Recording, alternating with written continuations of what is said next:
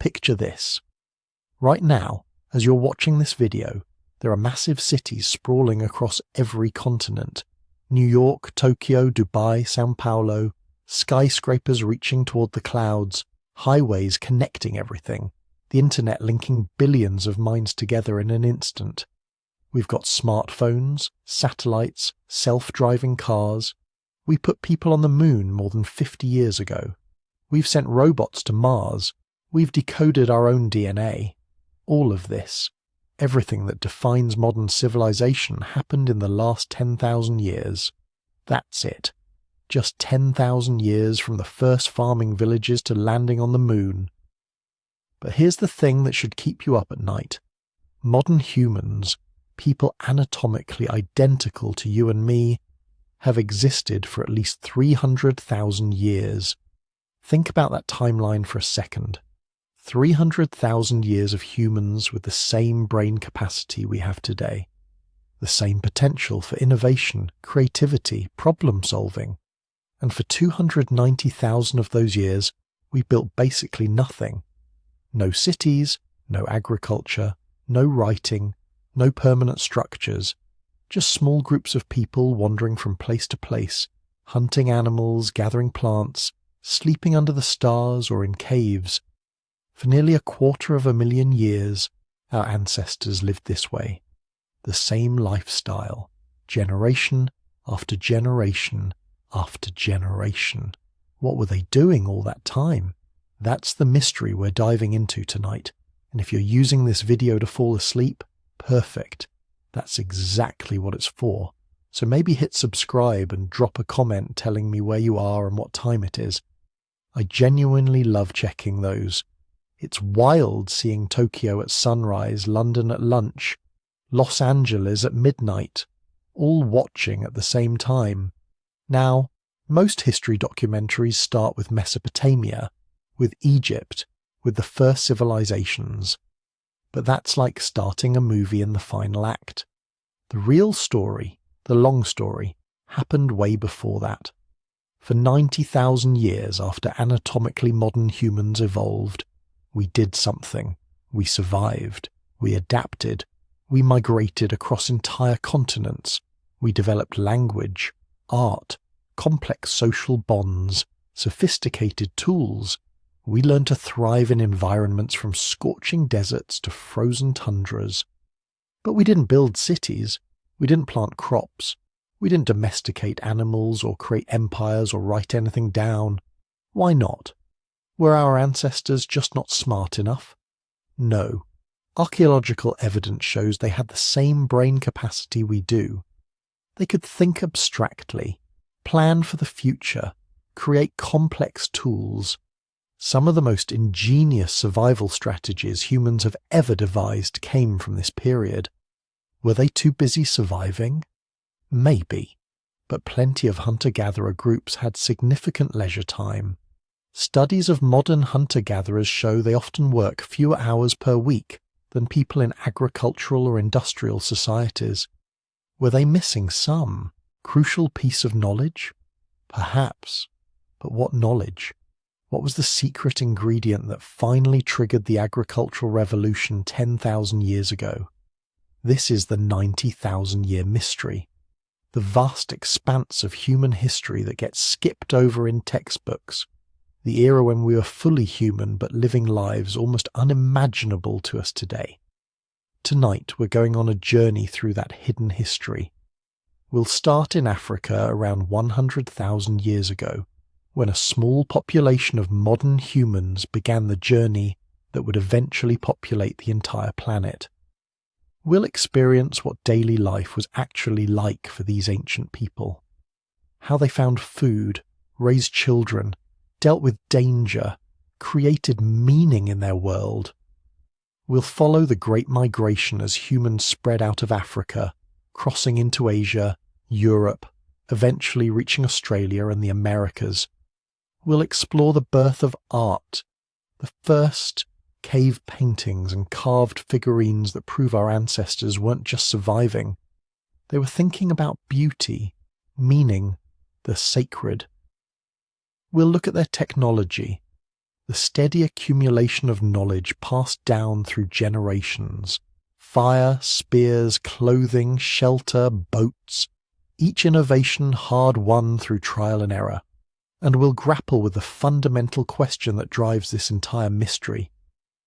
If humans were capable of building civilizations for 90,000 years, why did it take so long? What changed 10,000 years ago that finally pushed us over the edge from nomadic hunter-gatherers to settled farmers to city builders? The answer isn't simple. It involves climate change, lucky accidents, population pressure, and probably a few things we still don't fully understand. But one thing is certain. Those 90,000 years weren't wasted time.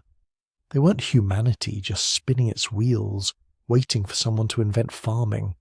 They were the foundation. Everything that came after, every civilization, every achievement, every part of human culture today, grew from seeds planted during those long millennia of wandering. Our ancestors weren't primitive. They were pioneers, and their story is ours. So let's go back, way back, to a time when the human population was small, the world was wild, and every day was an adventure in survival. It's 100,000 years ago, and you're about to discover what your ancestors really did for 90,000 years before building the first cities. Here's what most people don't understand about the emergence of modern humans. We didn't just suddenly appear 100,000 years ago, fully formed, ready to dominate the planet. The truth is far stranger and more complex than that. Your direct ancestors, anatomically modern Homo sapiens, have been walking around Africa for at least 200,000 years before 100,000 BCE. Maybe longer. Recent discoveries in Morocco push the date back to 300,000 years ago. These people looked like us. If you dressed them in modern clothes and put them on a subway, nobody would look twice. Same skull shape, same body proportions, same basic physical equipment. But they weren't us. Not yet.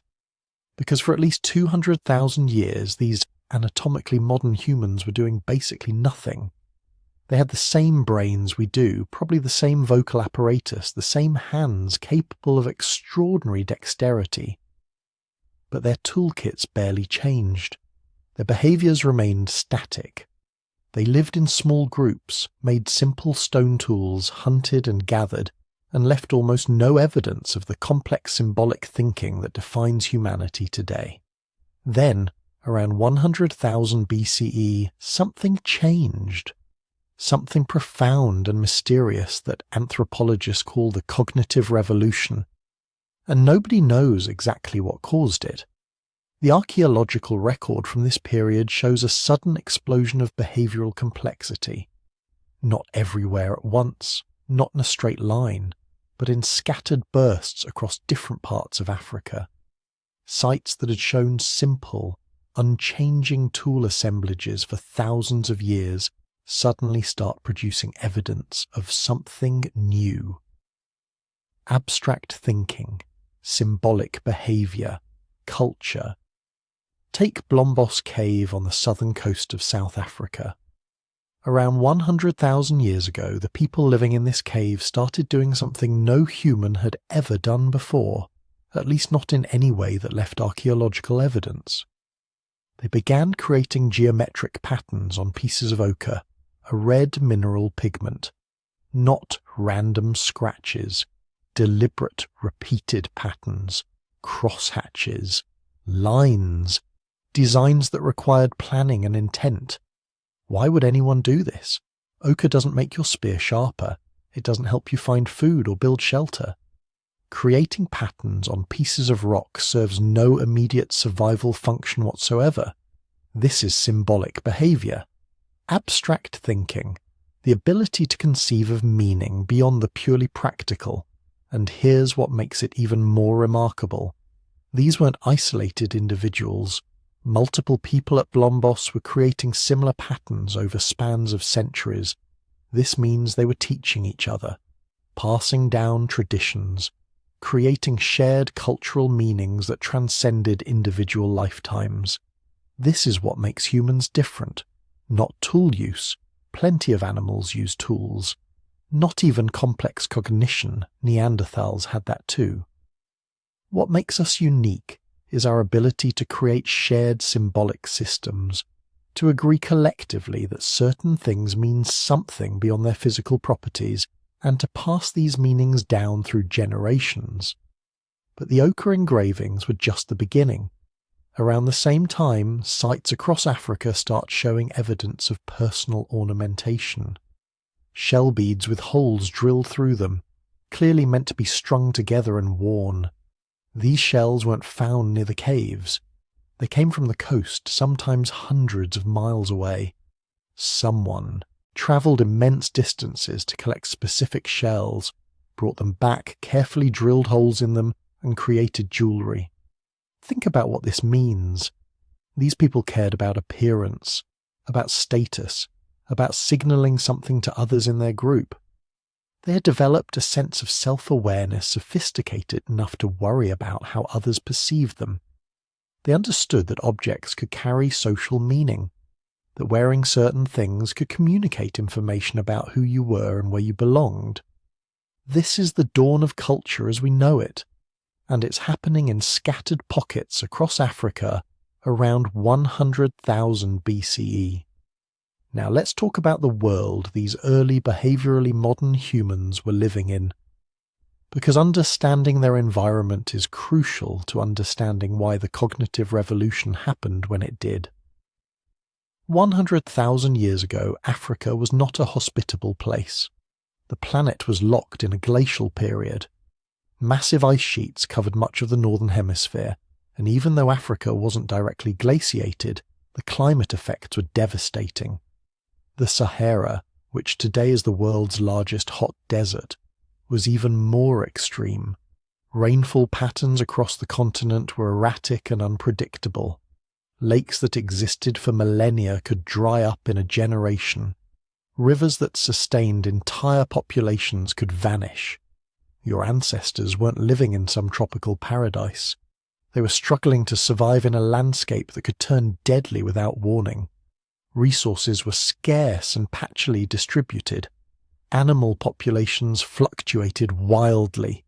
Plant foods that had sustained groups for generations could disappear during extended droughts. Under these conditions, intelligence wasn't just advantageous, it was essential. Groups that could innovate, that could remember where water sources were during droughts, that could develop new hunting strategies when prey animals migrated, that could process foods that other groups couldn't. Those groups survived. The others didn't. Natural selection was operating at maximum intensity, and it was selecting for exactly the kinds of cognitive abilities we see emerging in the archaeological record around 100,000 BCE. But here's where things get really interesting. Your ancestors around 100,000 BCE weren't alone. They were sharing the world with at least 3 other human species, and possibly more. Neanderthals were already well established in Europe and Western Asia. Denisovans were spreading across Eastern Asia. And Homo erectus, the remarkably successful species that had been around for nearly 2 million years, was still hanging on in pockets of Southeast Asia. This wasn't like today, where Homo sapiens is the only human species on the planet. This was a world of multiple human species, all competing for resources, all adapted to different environments, all following their own evolutionary trajectories. The Neanderthals, by this point, were already master survivors. They had been living in Ice Age Europe for hundreds of thousands of years. They had larger brains than your ancestors, stronger bodies, sophisticated tool technologies. They hunted massive Ice Age mammals using coordinated group tactics. They controlled fire with precision. They buried their dead. By any reasonable measure, they were at least as successful as your early modern human ancestors, probably more so. The Denisovans remain mysterious because they left so few fossils, but genetic evidence shows they were incredibly diverse and widespread. Some populations had adapted to high altitudes. Others apparently developed seafaring capabilities. They were innovating and spreading just as successfully as any other human species. So why did your ancestors, these early behaviorally modern humans stumbling around Africa, eventually outlive all these other species? What did they have that the others didn't? The answer seems to be in how they organized themselves socially. And this brings us to one of the most important and least understood aspects of life 100,000 years ago: social structure. Your ancestors lived in small nomadic bands, probably 25 to 50 individuals, extended family groups that moved constantly across vast territories following seasonal resources. But unlike other human species, these bands weren't isolated. The archaeological evidence suggests they maintained connections with other groups, sometimes over hundreds of miles. Those shell beads from distant coastlines, they weren't just jewellery, they were evidence of trade networks, of sustained contact between groups separated by enormous distances. Someone was travelling these routes, maintaining relationships, exchanging goods and information. This is where complex language becomes crucial. You can't maintain far-flung social networks without sophisticated communication. You need to negotiate, to make promises, to create agreements that hold across time and space. You need to tell stories about distant groups, to maintain kinship relationships with people you might only see once every few years. The development of fully modern language around 100,000 BCE gave your ancestors an unprecedented ability to cooperate across large distances. They could share detailed information about resource locations, about dangers, about innovative techniques for making tools or processing foods. When one group discovered something useful, that knowledge could spread across an entire region within a generation. Neanderthals almost certainly had language too, probably quite sophisticated. But genetic evidence suggests their populations were more isolated, less interconnected. They lived in smaller, more autonomous groups. This made them incredibly effective in their local environments, but limited their ability to share innovations across their entire species. Your ancestors were building something different. Not just groups, but networks. Not just families, but exchange systems that could move information and resources across entire continents. This social technology, this ability to cooperate at scale, would eventually prove more important than any physical advantage. But daily life for these early behaviorally modern humans was still brutally hard. Let's get specific about what existence actually looked like around 100,000 BCE. You're born into a band of maybe 40 people. Most of them are related to you. Your mother's sisters, your father's brothers, your cousins, your grandparents, if you're lucky enough that they're still alive, which isn't common. Life expectancy is probably around 35 years, but that's misleading because infant mortality is catastrophic. If you survive to age 5, you might make it to 50 or 60. But getting to age 5 is a dangerous journey. Your band moves constantly. You never stay in one place for more than a few weeks, maybe a couple months at most. You're following animal migrations, tracking seasonal plant foods, moving between water sources. Everything you own has to be portable. Your entire material culture probably weighs less than 30 pounds. Your toolkit is surprisingly sophisticated.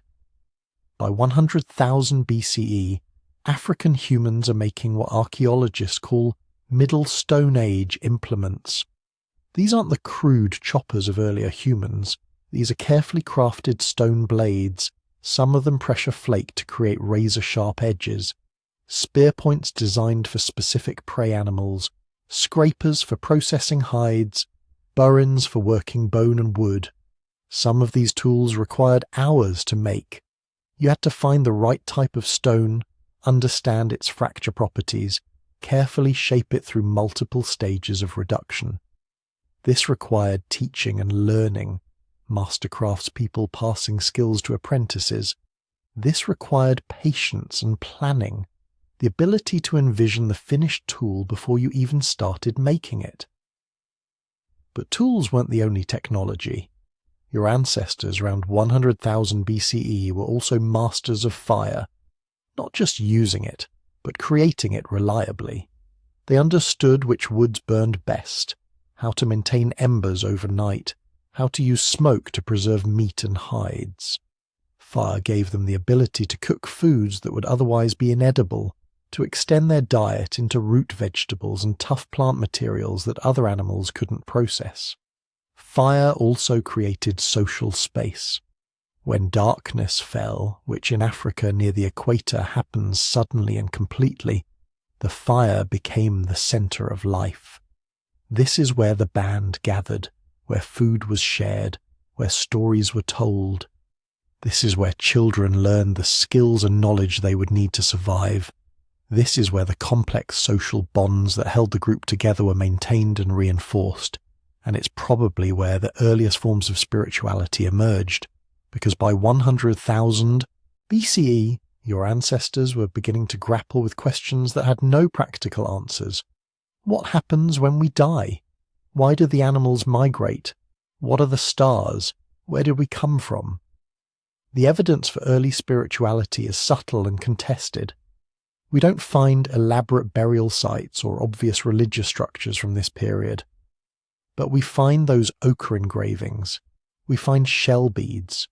We find evidence of behaviours that serve no immediate practical purpose, but that seem to be imbued with meaning. Some researchers think the ochre patterns might have been linked to trance states, possibly induced through dance or rhythmic chanting. That these early humans were beginning to explore altered states of consciousness, seeking connections to something beyond the immediate physical world. Others point to the careful curation of certain objects. Unusual stones, fossils, crystals collected and kept not for their utility, but for their aesthetic or symbolic properties. These collections suggest an awareness that some things matter beyond their practical function, that beauty and meaning exist independently of survival. This is self-awareness at a profound level. Not just knowing that you exist, but wondering why you exist. Not just experiencing emotions, but reflecting on those experiences. Not just living, but asking what it means to live.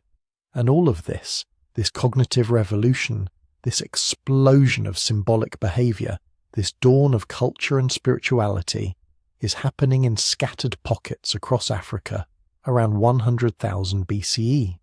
Not everywhere, not all at once, but spreading, innovating, creating the behavioral toolkit that would eventually allow humanity to colonize the entire planet. Your ancestors during this 10,000-year window weren't yet the dominant species. They were still struggling, still competing with other humans and with the brutal African climate. Many bands went extinct, many innovations were lost, many brilliant ideas died with the individuals who conceived them, but the network held. The social connections, the exchange systems, the ability to share information across distances that kept humanity moving forward even when individual groups failed. And slowly, generation by generation, the cognitive and cultural tools that define modern humans were being assembled. What happened next would test these tools to their absolute limit, because your ancestors were about to face challenges that would either destroy them completely or forge them into something unprecedented in Earth's history. The question was simple. Were they ready? So let's talk about what your ancestors actually did all day. Because here's the thing that might surprise you. For most of the Paleolithic, life wasn't the brutal, desperate struggle we imagine. Yes, there were hard times. Yes, people died young by modern standards. But on average, when resources were decent and the climate wasn't actively trying to kill everyone, your Paleolithic ancestors worked less than you do. A lot less. The best estimates from modern hunter-gatherer societies suggest that Paleolithic humans spent maybe 15 to 20 hours per week on what we'd call subsistence activities. Hunting, gathering, food processing, tool making. That's it. The rest of the time, socializing, playing, telling stories, making art, sleeping, teaching children, maintaining relationships. They had what we might call leisure, except they didn't distinguish between work and leisure the way we do. Life was life, not something divided into productive hours and free time. Picture a typical day. You wake up not to an alarm but to the first light filtering through the entrance of your rock shelter or the walls of your constructed dwelling. The fire in the centre of your living space is burned down to coals during the night, but it's never completely out. Someone, usually whoever woke first, has already added fuel and gotten it blazing again.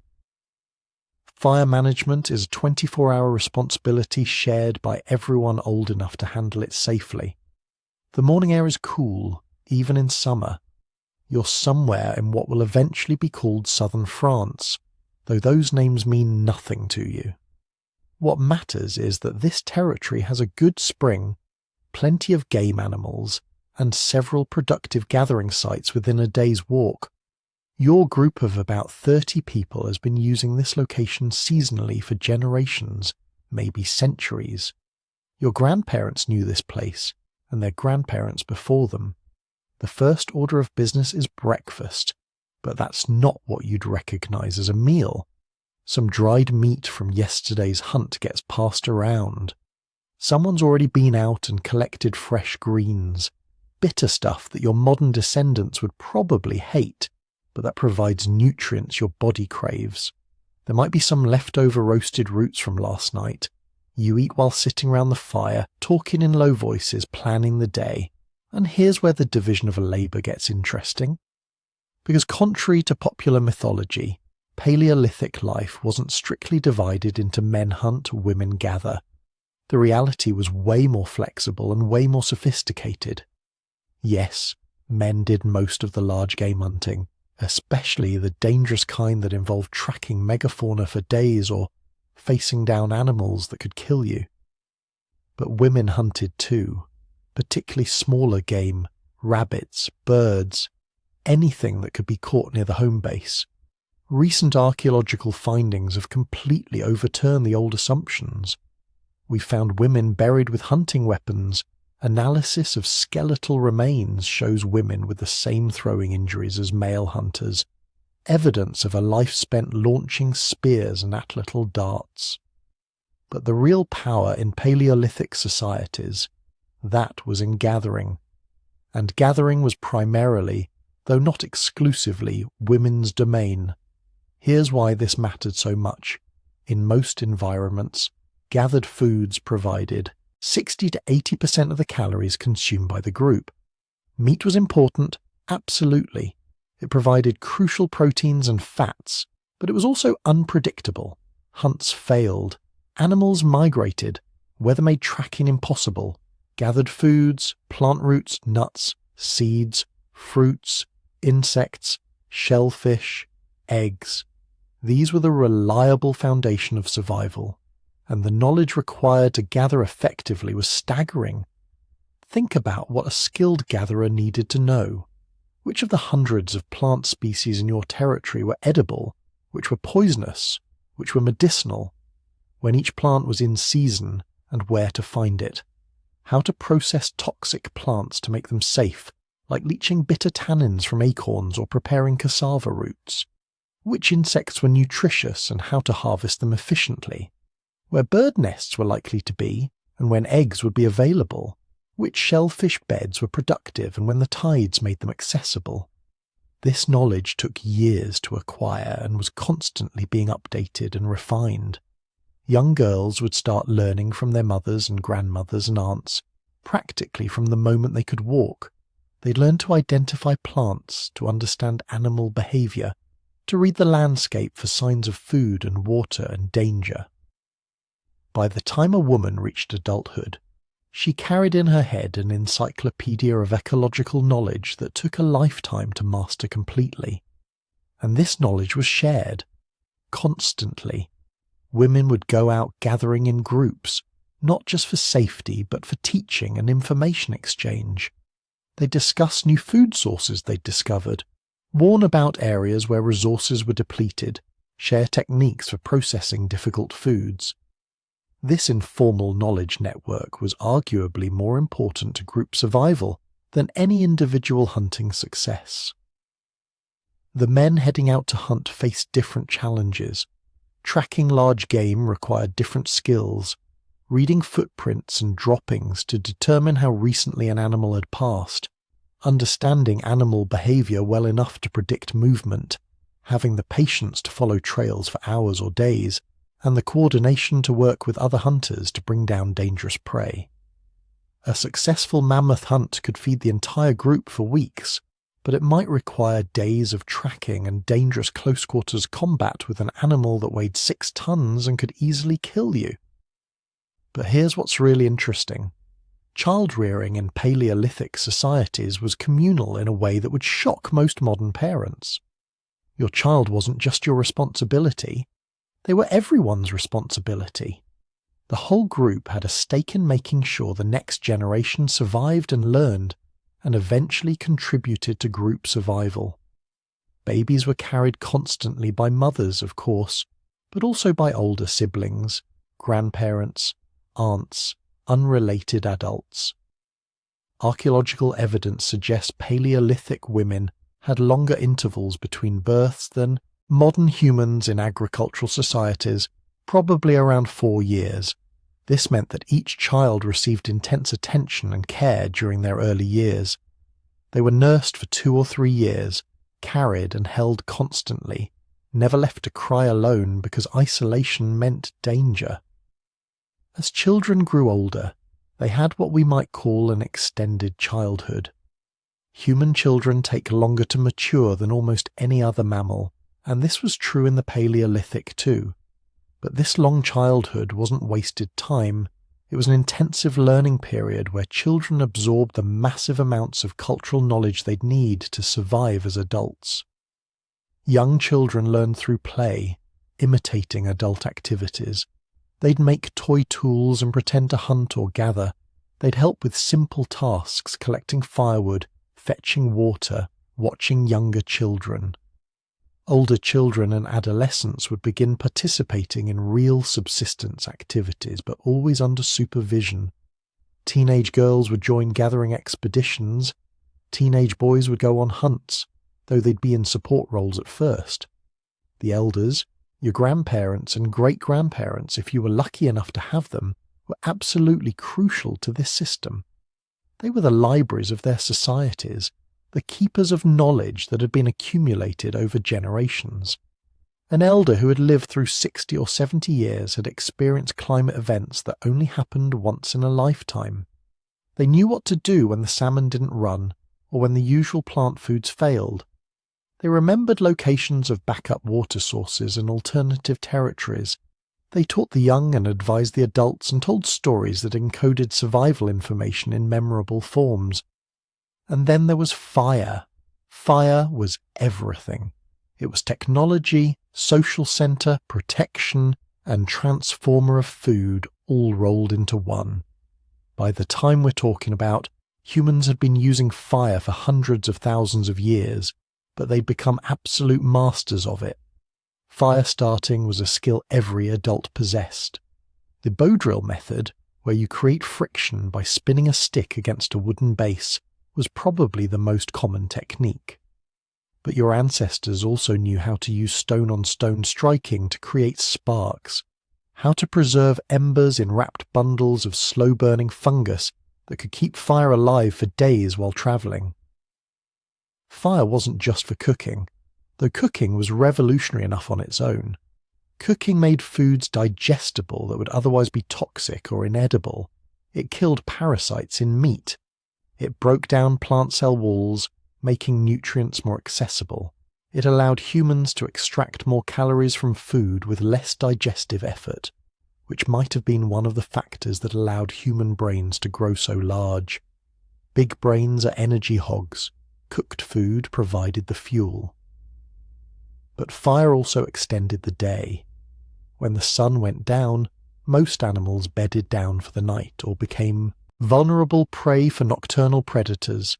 Humans kept the fire burning and sat around it, talking, working on tools, telling stories. This time after dark was crucial for social bonding and information sharing. Around the fire, elders would teach, adults would plan, and children would learn the stories that gave meaning to their world. Fire provided protection too. Most large predators were wary of it. A group camping in the open with a good fire was relatively safe from lions, cave bears, or hyenas. This allowed humans to use territories that would otherwise be too dangerous, expanding their range and flexibility. And fire allowed humans to shape their environment. Controlled burns could drive game animals toward hunters or promote the growth of useful plants. Fire could be used to harden wooden spear points. Smoke from fires could preserve meat or cure hides. In colder climates, fire was literally the difference between life and death during winter.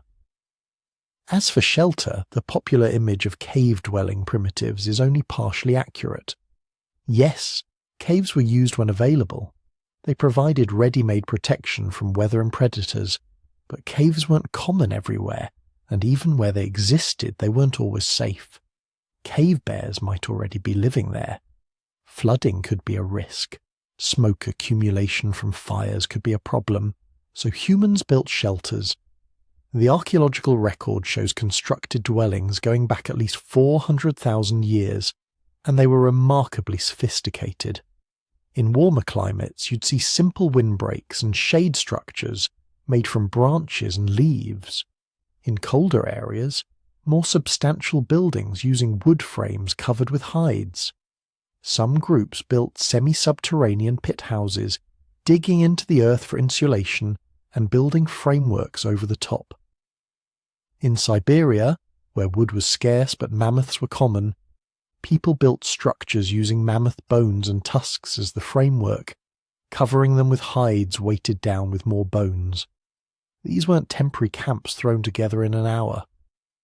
Major dwelling sites show evidence of long-term occupation, sometimes seasonal use over many generations. Some structures are designated sleeping areas, work areas, and storage areas. They had carefully constructed hearths with stones arranged to reflect heat. Some even had what archaeologists think might have been primitive smoke management systems, ways to direct smoke out while keeping heat in. And then there's clothing, another technology that's older than you might think. By 70,000 years ago, humans were definitely wearing tailored clothing. We know this from the archaeological appearance of specialized hide-working tools, and from genetic analysis of body lice, which split into head lice and clothing lice right around this period. But clothing was probably being used much earlier, especially by populations moving into colder climates. Early clothing was made from animal hides, carefully scraped and treated to make them soft and durable. This was skilled work, requiring knowledge of which animals provided the best skins, how to remove the hide without damaging it, and how to process it so it wouldn't rot or become stiff. The process involved scraping away fat and tissue, treating the hide with animal brains or other substances to preserve it, and then working it until it was soft and flexible. But clothing was more than just protection from cold. It was one of humanity's first forms of artistic expression and social signalling. Even in the Paleolithic, people were decorating their clothing with shells, beads, and coloured pigments.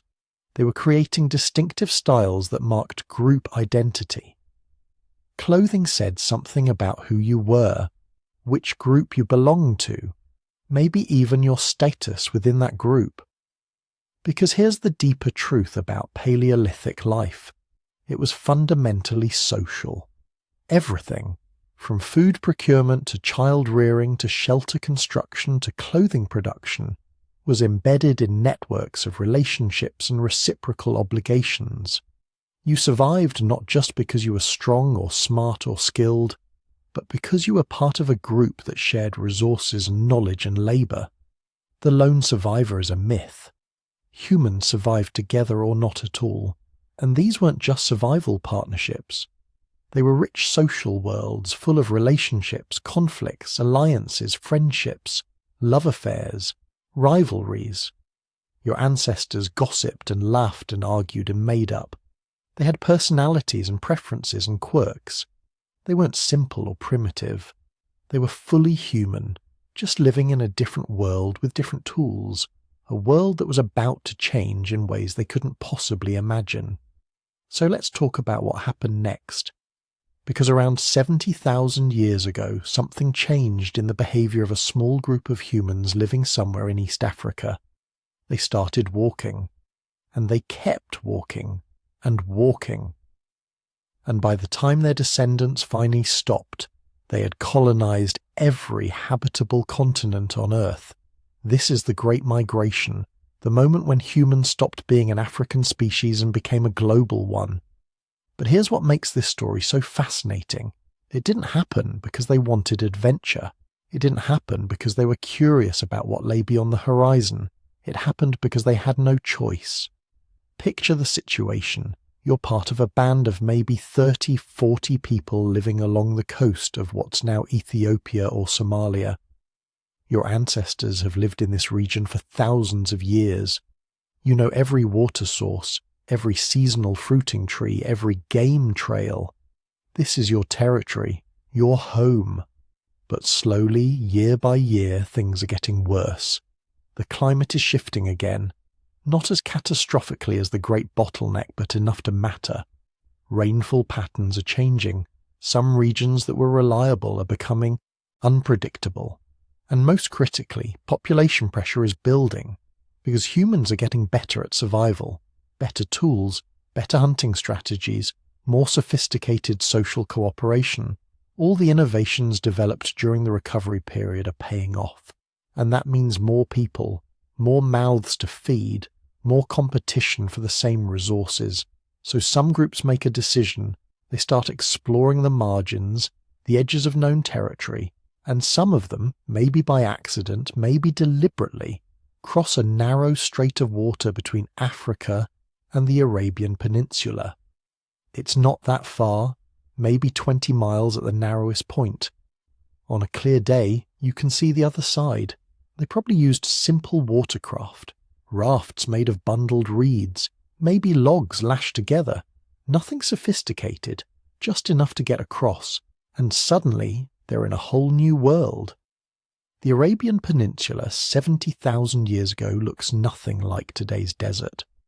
The climate is wetter, more temperate. There are rivers, lakes, grasslands teeming with game. And most importantly, there are no other humans. No competition, no territorial disputes, just endless resources waiting to be exploited. For a small group of pioneers, this is paradise. So they stay, they settle, they have children. Those children grow up and start exploring further, and the process repeats, generation after generation, always pushing a little further into unoccupied territory, always following the coastline because that's where resources are most abundant and predictable. This is called the coastal migration theory, and it's supported by both genetic and archaeological evidence. These early migrants didn't strike out across the interior of Asia. They followed the coast, walking along beaches, living off shellfish, seabirds, and whatever terrestrial game they could find inland. It was a conservative strategy, but it worked. Following the coastline meant they always knew where they were, always had access to water and food, could never get completely lost, and it was fast, well, fast in geological terms. Within maybe 10,000 or 15,000 years, their descendants had reached all the way to Australia. That's roughly 8,000 miles from the starting point in Africa. They walked the entire southern coast of Asia, through what's now India, Bangladesh, Southeast Asia, and Indonesia. And then they did something absolutely remarkable. They built boats capable of crossing open ocean. Because here's the thing about reaching Australia. There's no land bridge. There never has been, not during any ice age, not during any period of human prehistory. The minimum water gap has always been at least 60 miles of open ocean. You can't see the other side. You can't island hop all the way. At some point you have to commit to sailing across water where you cannot see land in any direction. This requires cognitive sophistication that scientists used to think early humans didn't possess. You need to understand navigation, weather patterns, ocean currents. You need to build watercraft sturdy enough to survive open ocean conditions. You need to provision for a journey that might take days, and you need to have the courage, or perhaps the desperation, to sail into the unknown with no guarantee you'll find anything on the other side. But they did it. By 65,000 years ago, maybe earlier, humans had reached Australia. We know because that's how old the earliest archaeological sites are. Stone tools, hearths, remains of meals, evidence of people who had made one of the greatest maritime voyages in human history, using technology that was supposedly primitive. And once they reached Australia, they spread across the continent in just a few thousand years. From the tropical north to the temperate south, from coastal regions to the arid interior. They adapted to environments that were completely alien to anything their African ancestors had ever experienced. Megafauna that existed nowhere else. Plants that were poisonous or required special processing. Seasons that worked backwards from what they'd known in the Northern Hemisphere.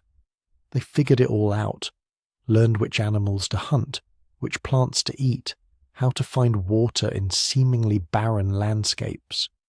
Within a few dozen generations, they had developed entirely new toolkits, new hunting strategies, new social organizations perfectly adapted to Australian conditions. This is the signature of human adaptability. Drop us in any environment and given enough time, we'll not just survive, we'll thrive. But while some groups were pushing into Australia, others were taking different paths. Some migrants had stayed behind in the Middle East. Instead of continuing east along the coast, they turned north, moving into the Levant, modern-day Israel, Lebanon, Syria. And there, around 60,000 years ago, they encountered something unexpected. Other humans who looked different, talked different, had different tools and different customs, the Neanderthals. Now remember, Neanderthals weren't primitive cavemen. They were a sophisticated human species that had been living in Europe and Western Asia for hundreds of thousands of years. They had complex tools, sophisticated hunting strategies, symbolic culture. They were perfectly adapted to their environments, and suddenly, here come these African migrants pushing into their territory. What happened next changed human history, because instead of all-out conflict, instead of one group exterminating the other, something more complicated occurred. They interbred. We know this because every modern human of non-African descent carries Neanderthal DNA. Not a lot, usually about 2%, but it's there. Evidence of encounters, relationships, children born of mixed parentage. The genetic evidence suggests these encounters happened multiple times, in multiple locations, over thousands of years. This wasn't a one-time event. This was sustained contact between two human species, and it wasn't just genetic material being exchanged. Modern humans entering Europe show evidence of adopting some Neanderthal technologies, certain tool types, hunting strategies, even possibly some aspects of symbolic culture. Similarly, late Neanderthal sites sometimes show technologies that look suspiciously like modern human innovations. This is cultural exchange, learning from each other, adapting ideas from another human species and incorporating them into your own survival toolkit. But it wasn't all cooperation. There was competition too. Both species were apex predators. Both needed the same large game animals, the same cave shelters, the same territories. As modern humans pushed further into Europe, Neanderthal populations began to decline. Not suddenly, not all at once, but steadily over thousands of years. By 40,000 years ago, Neanderthals were restricted to isolated refuges in southern Europe. By 30,000 years ago, they were gone entirely. Did modern humans hunt them to extinction, outcompete them for resources, bring diseases they couldn't resist? We don't know, probably all of the above.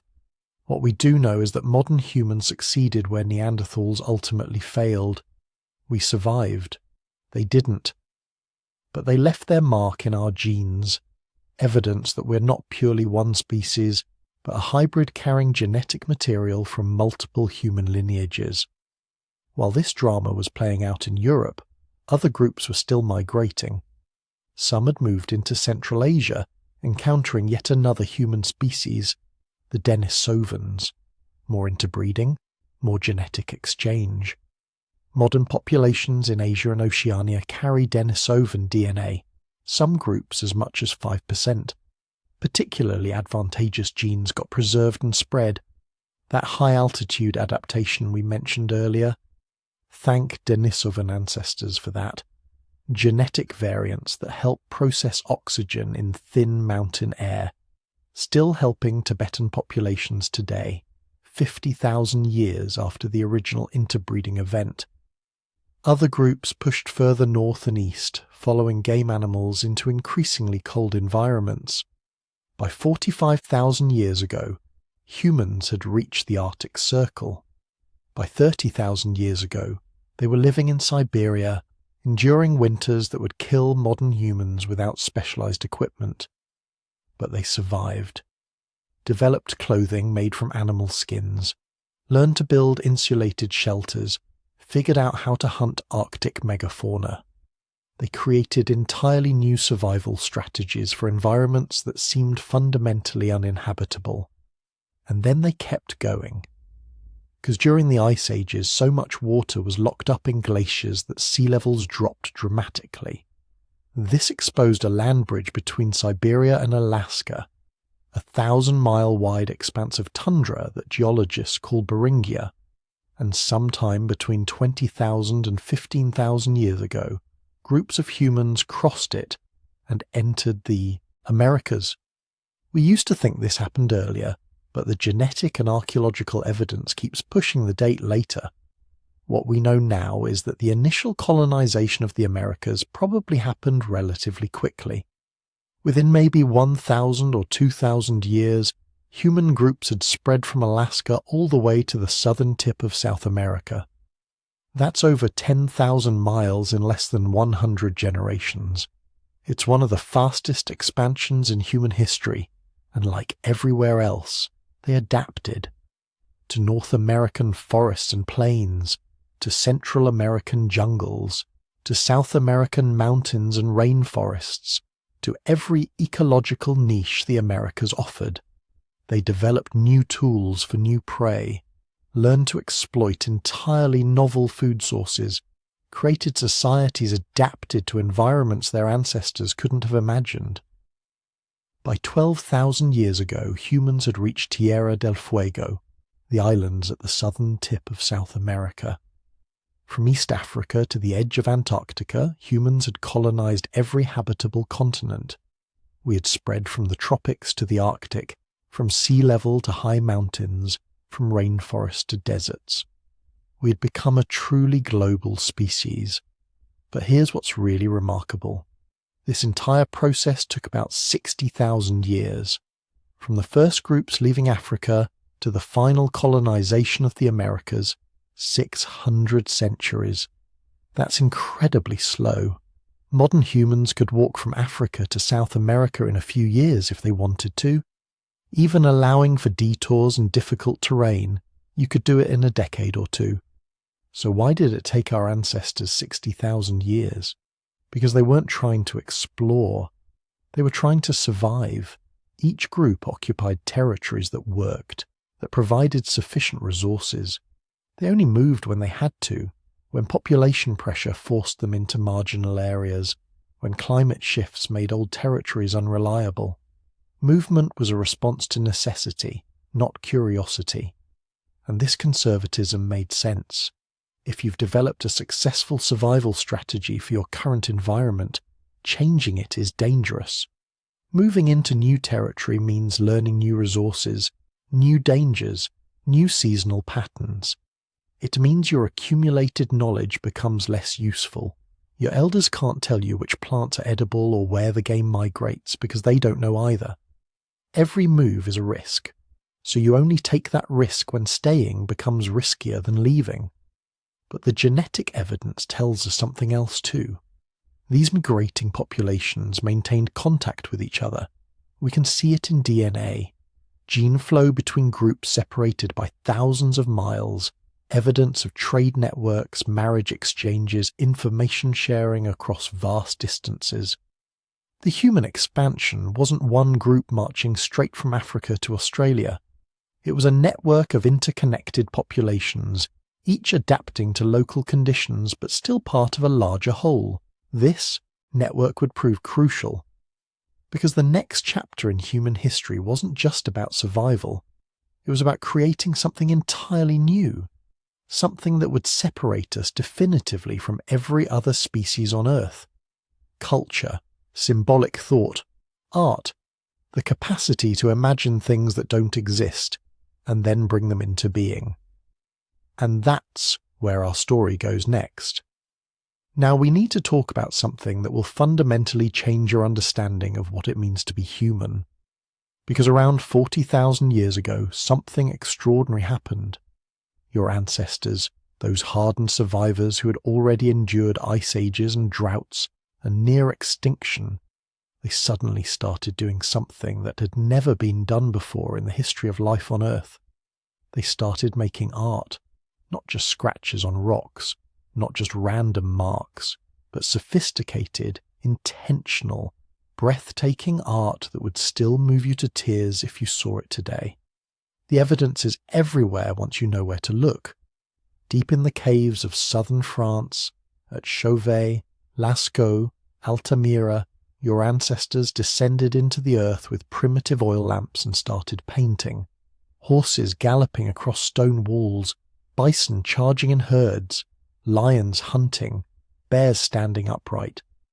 The images are so vivid, so full of movement and life, that modern artists study them to understand composition and form. But here's what really stops you in your tracks. These weren't amateur scribbles by people who had nothing better to do. These were masterworks created by individuals who understood perspective, shading, and the use of the natural contours of the cave walls to create three-dimensional effects. Some images used the curve of the rock to make animals appear to move as the lamplight flickered across them. These people were artists in the truest sense, skilled, trained, probably specialists who spent years perfecting their craft. And they were painting in the darkest, most remote chambers of these cave systems. Places you had to crawl through narrow passages to reach. Places that took hours to access. Places that were, for all practical purposes, cut off from the world of daylight and daily survival. Why? That's the question that haunts archaeologists. Why would people living on the edge of survival, people who had to hunt or forage every single day just to eat, why would they spend precious time and resources creating art that almost nobody would ever see? The answer tells us something profound about what had changed in the human mind.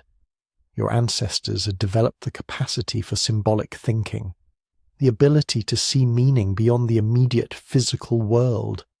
That horse on the wall wasn't just a horse, it was an idea, a story, possibly a prayer or a wish for successful hunting. It was proof that humans had learned to live in two worlds simultaneously, the physical world of survival and the mental world of meaning. But the cave paintings were just the beginning. Evidence from sites across Africa, Europe, and Asia shows that humans around this time became obsessed with decoration, personal adornment, making themselves beautiful, not for survival, but for something else entirely. Social status, tribal identity, simple aesthetic pleasure. Ochre, a red mineral pigment, shows up at archaeological sites from this period in massive quantities, tons of it, ground into powder, mixed with fat or water to create paint. But they weren't just painting cave walls. They were painting themselves, their bodies, their faces, their clothing, creating the world's first cosmetics, the first makeup, the first fashion. Some burial sites from this period show individuals covered in ochre so extensively that the soil around them is stained red even 30,000 years later. This wasn't random. This was intentional, ritualized, meaningful. These people were making statements about identity, about who they were and what group they belonged to.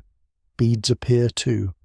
Thousands upon thousands of beads carved from shells, bones, stones, ivory, each one requiring hours of patient work to drill and shape, strung together into necklaces, bracelets, decorative clothing. Some individuals were buried with elaborate beadwork that must have represented years of collected wealth and status. And then there's the music. Because yes, your ancestors were making music. Bone flutes have been found at sites across Europe, carved from bird bones and mammoth ivory, dating back 40,000 years. These aren't crude noisemakers. They're sophisticated instruments, with carefully placed finger holes designed to produce specific notes. They show that humans had developed an understanding of pitch, scale, and melody. Play a reproduction of one of these ancient flutes and you hear something haunting. Simple melodies, yes, but recognizably musical. The same basic scales that would eventually evolve into all human music traditions. Your ancestors were sitting around fires on cold prehistoric nights, playing flutes, probably singing, maybe dancing, creating beauty for its own sake. But the most profound cultural development of this period was something quieter, more intimate, and ultimately more revealing of human emotional complexity. Burial practices. Humans had been burying their dead for a long time. Neanderthals did it. Early modern humans did it. But around 40,000 years ago, burials became elaborate, ritualized, full of meaning that we can still read today. Bodies were placed in specific positions, fetal positions suggesting rebirth, facing certain directions, perhaps toward ancestral homelands or sacred places, buried with grave goods, tools, weapons, ornaments, food, provisions for a journey. This means your ancestors believed in an afterlife. They had developed the concept that death wasn't an ending but a transition, that the person who died was going somewhere and would need things for the journey. This is sophisticated abstract thinking. This is philosophy. This is the birth of religion. Some burials show even more complexity.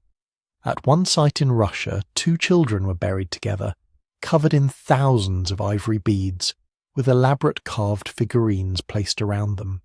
The amount of work represented by those grave goods is staggering.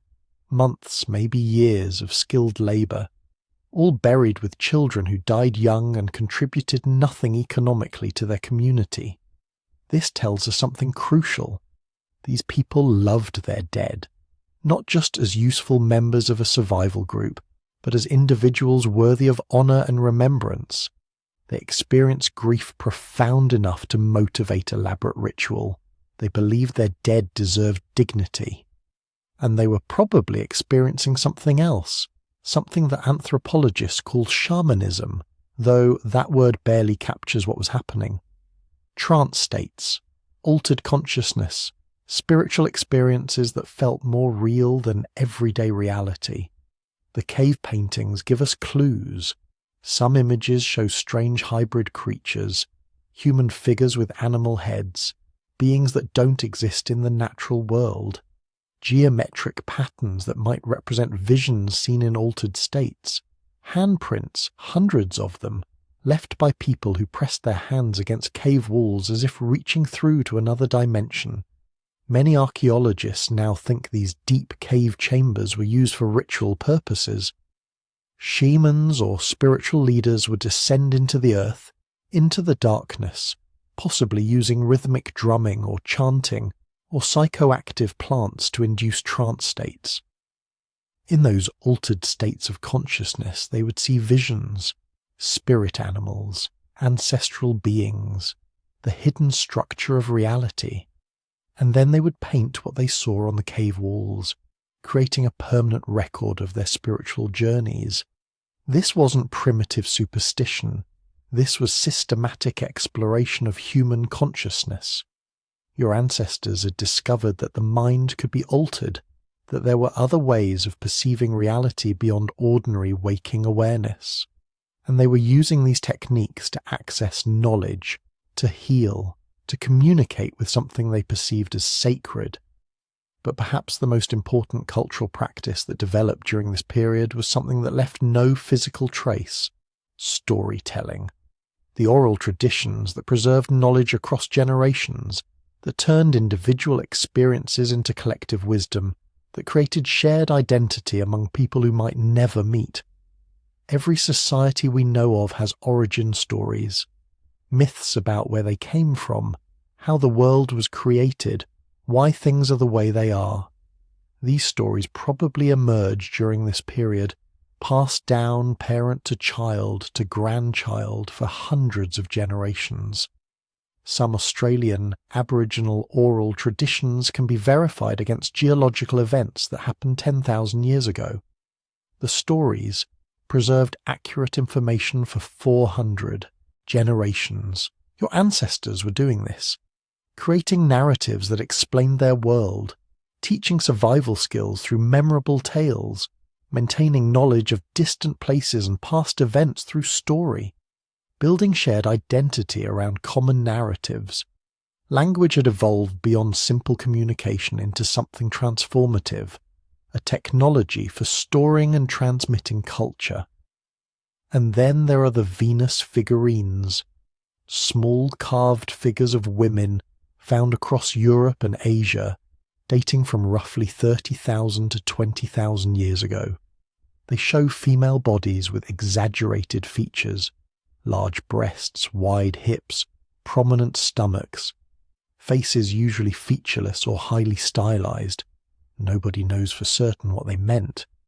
Were they fertility symbols, representations of goddesses, portraits of real women, teaching tools for midwifery?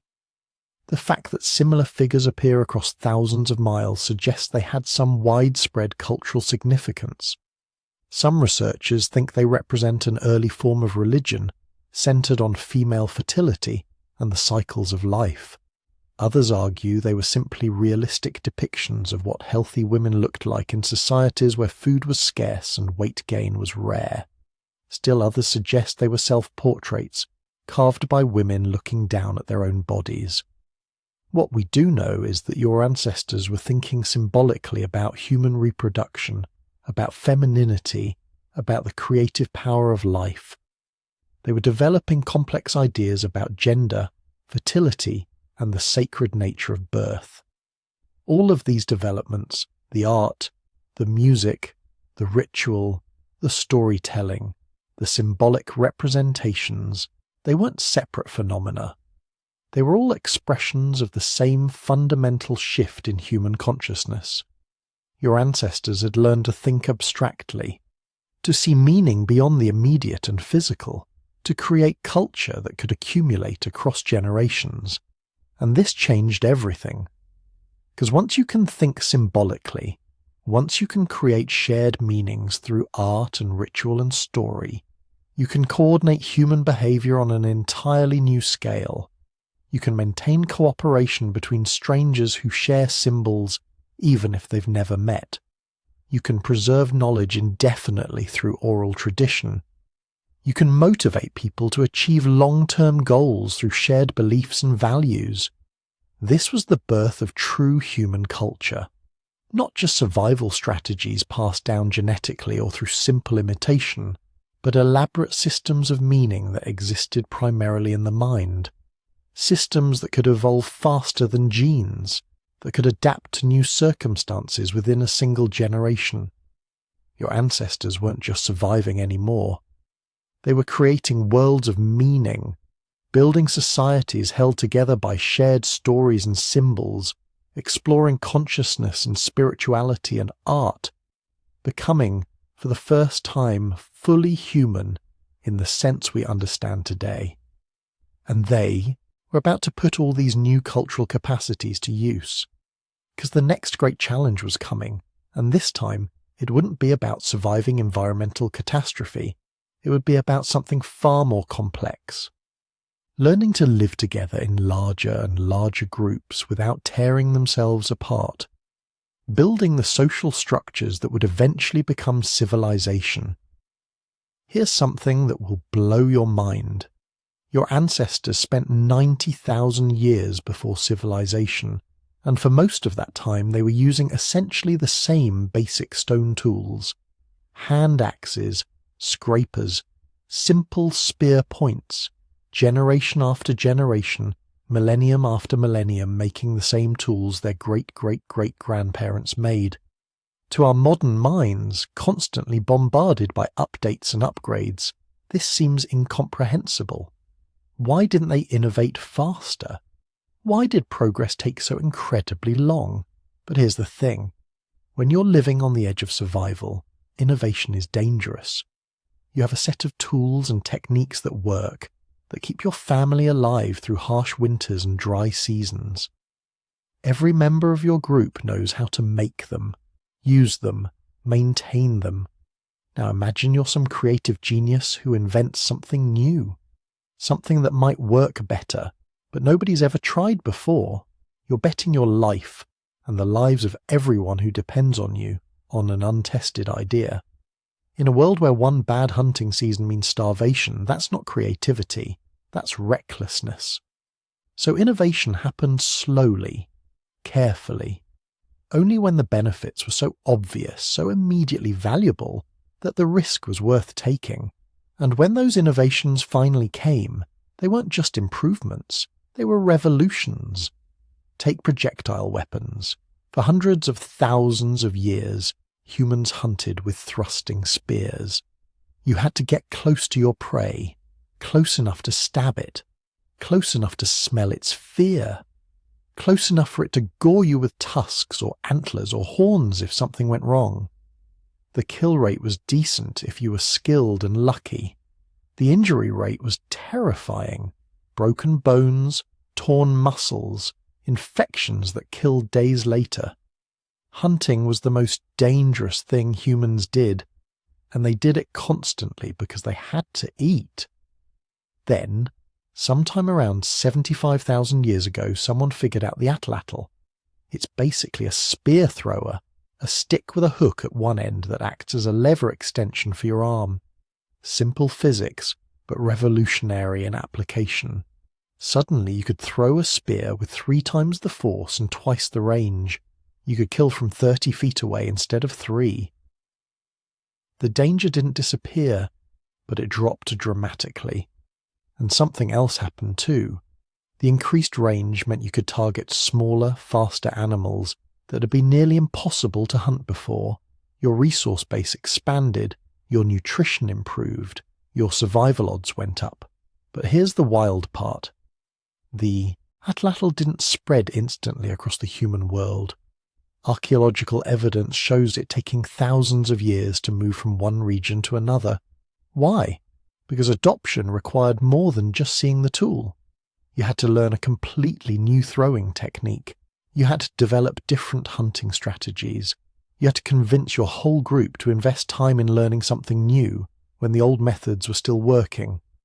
Innovation wasn't just about invention. It was about persuasion, training, cultural change. The bow and arrow came much later, probably around 30,000 years ago. It offered even more advantages: faster shots, better accuracy, lighter ammunition. But it also required more sophisticated technology. Flexible wood for the bow, strong cordage for the string, perfectly balanced arrows with precisely shaped points. Making a functional bow and arrow set required expertise in multiple crafts. You couldn't just be a good stone knapper anymore. You needed to understand wood selection, fibre processing, and feather fletching. Technology was becoming specialised. Which brings us to microlith technology, and this is where things get really interesting. Around 70,000 years ago, humans started making tiny, precise stone blades. Not finished tools, but components. Small triangular or crescent-shaped pieces that could be hafted together into composite tools. A single wooden handle could hold multiple microliths, creating a saw blade or a harpoon with rows of sharp points. When one piece broke, you didn't throw away the whole tool, you just replaced the broken segment. This represents a massive cognitive leap. You're not making a tool anymore, you're engineering a tool system. You have to plan ahead, visualize the finished product, create standardized components that fit together properly. Archaeological sites show evidence of specialized microlith workshops, places where skilled artisans produce blades that will be distributed throughout the region. We're looking at the beginning of manufacturing, the birth of specialized crafts. But the most important technological revolution of the entire period was probably the one that left almost no archaeological trace. Rope, cordage, fiber technology, the invisible revolution that changed absolutely everything. Think about what you can do with rope that you can't do without it. You can tie things together, build rafts, make nets for fishing, create snares for trapping, construct shelters that don't collapse in the wind, carry heavy loads using slings and harnesses, pull sleds across ice and snow. Every single one of these capabilities opens up entirely new survival strategies. Coastal groups with fishing nets could exploit marine resources that had been unreachable. Arctic populations with rope-bound sledges could follow migrating herds across vast distances. Island communities with rafts could spread across archipelagos, colonizing new territories. The problem is, rope doesn't preserve. Plant fibers decay rapidly. We have only rare glimpses of this technology in the archaeological record. A few fragments preserved in waterlogged cave deposits, impressions on clay where cordage pressed against soft surfaces. But genetic evidence tells us something fascinating. Multiple human populations developed increased manual dexterity and finger strength around 50,000 to 60,000 years ago. Natural selection was favoring people with the physical capacity for detailed fiber work. This suggests rope making had become so important to survival that it was actually shaping human evolution. And rope enabled another invisible revolution: watercraft. Now, proving that ancient humans had boats is extraordinarily difficult because boats made from reeds, bark, or animal skins leave essentially no trace in the archaeological record. But we know they existed because we have something better than artifacts. We have evidence of their consequences. Human populations on islands that were never connected to mainlands, even during Ice Age sea level drops. The only way to get there is by water, and it wasn't just close to shore island hopping. By 50,000 years ago, humans had reached Australia, which required crossing at least 60 miles of open ocean. That's not accidental raft blown off course. That's intentional navigation. Planning. Probably multiple attempts with many failures. Early watercraft meant coastal populations could follow shorelines, exploiting marine resources.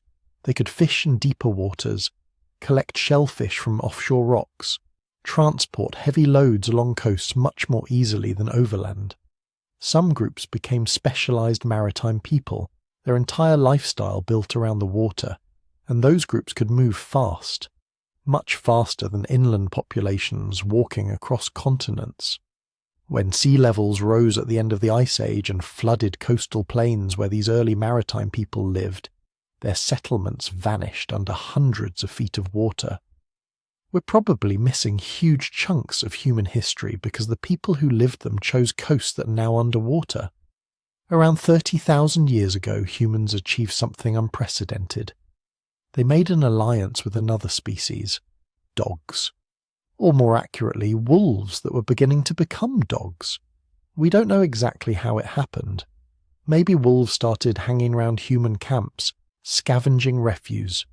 Maybe humans deliberately captured wolf pups and raised them. Probably it was a gradual process with multiple false starts. but genetic evidence shows that by 30,000 years ago, there were canids that were genetically distinct from wild wolves, animals that had been shaped by association with humans. This partnership changed everything. Dogs could smell prey humans couldn't detect, hear threats approaching in the night, track wounded animals across vast distances. They provided early warning of predators, helped drive herds. During hunts, even offered companionship and warmth during brutal winters. In return, they got food, protection, and a place in human social groups. It was the first time any human species had formed a mutually beneficial relationship with another large mammal, the first time we'd essentially co-evolved with another species, shaping them as they shaped us. But perhaps the most underappreciated innovation of this entire period was storage technology. Baskets, hide bags, probably wooden containers that haven't preserved.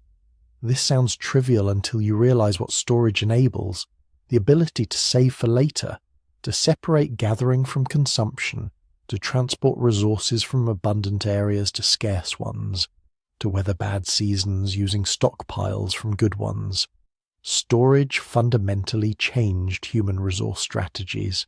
Instead of eating everything immediately, you could plan ahead. Collect massive amounts of seasonal resources, nuts ripening in autumn, fish running in streams, and preserve them for winter. Archaeological sites from around 40,000 years ago start showing evidence of seasonal occupation patterns. Groups establishing base camps with storage facilities, sending out foraging parties during abundant seasons, then returning to stored resources during lean times. This is sedentism before agriculture, the beginning of staying in one place because you've invested resources there, and storage required its own technological ecosystem. You need containers, which means basketry or pottery or sewn hides. You need preservation methods, drying, smoking, possibly fermentation, though that's harder to prove archaeologically. You need ways to protect stored food from scavengers and pests. Some groups dug storage pits lined with bark. Others built elevated platforms. The solutions were diverse, but the principle was universal. Save today to survive tomorrow. Then there's poison, plant knowledge, the beginning of chemistry. Somewhere along the way, humans figured out that certain plants could kill or paralyze animals much more effectively than any spear point. Poison arrow frogs in South America, plant toxins in Africa, venom-based compounds in Asia. We have archaeological evidence of poison use going back at least 40,000 years. Stone points with specialized grooves to hold toxic substances, residue analysis showing plant alkaloids on ancient weapons. But developing useful poisons required incredible botanical knowledge. You had to identify the right plants, figure out which parts were toxic, determine proper preparation methods. Too weak and the poison doesn't work, too strong and it spoils the meat. And you had to pass this knowledge down accurately, because mistakes were fatal. This represents some of the most sophisticated pre-agricultural science humans ever developed. Detailed understanding of plant biochemistry, learned through centuries of observation, and doubtless many tragic errors. So why did all of this take so long? Why did 90,000 years pass between the emergence of modern humans and the development of agriculture and civilization? Because every successful survival strategy is inherently conservative. When something works, you don't mess with it. You teach it carefully to your children. You maintain the traditions that keep everyone alive. Innovation only happens when the old ways stop working, when climate changes or populations grow or resources decline, when the risk of trying something new becomes less than the risk of continuing as before. And here's the beautiful, frustrating truth about pre-agricultural human technology. It was perfectly adapted to its purpose. These weren't primitive people making do with inadequate tools. These were sophisticated hunter-gatherers with technologies optimized for their lifestyle. They could feed themselves with less work than early farmers. They had more leisure time, better nutrition in many cases, lower disease rates.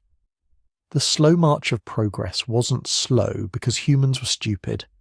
It was slow because for most of human history, there was no reason to hurry. Life was hard, but it was sustainable. Tools worked.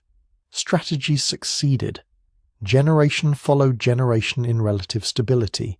Innovation happened at exactly the pace it needed to. No faster, no slower. Just enough to adapt when conditions changed. Just enough to survive. But that careful, conservative, successful way of life was about to encounter its greatest challenge.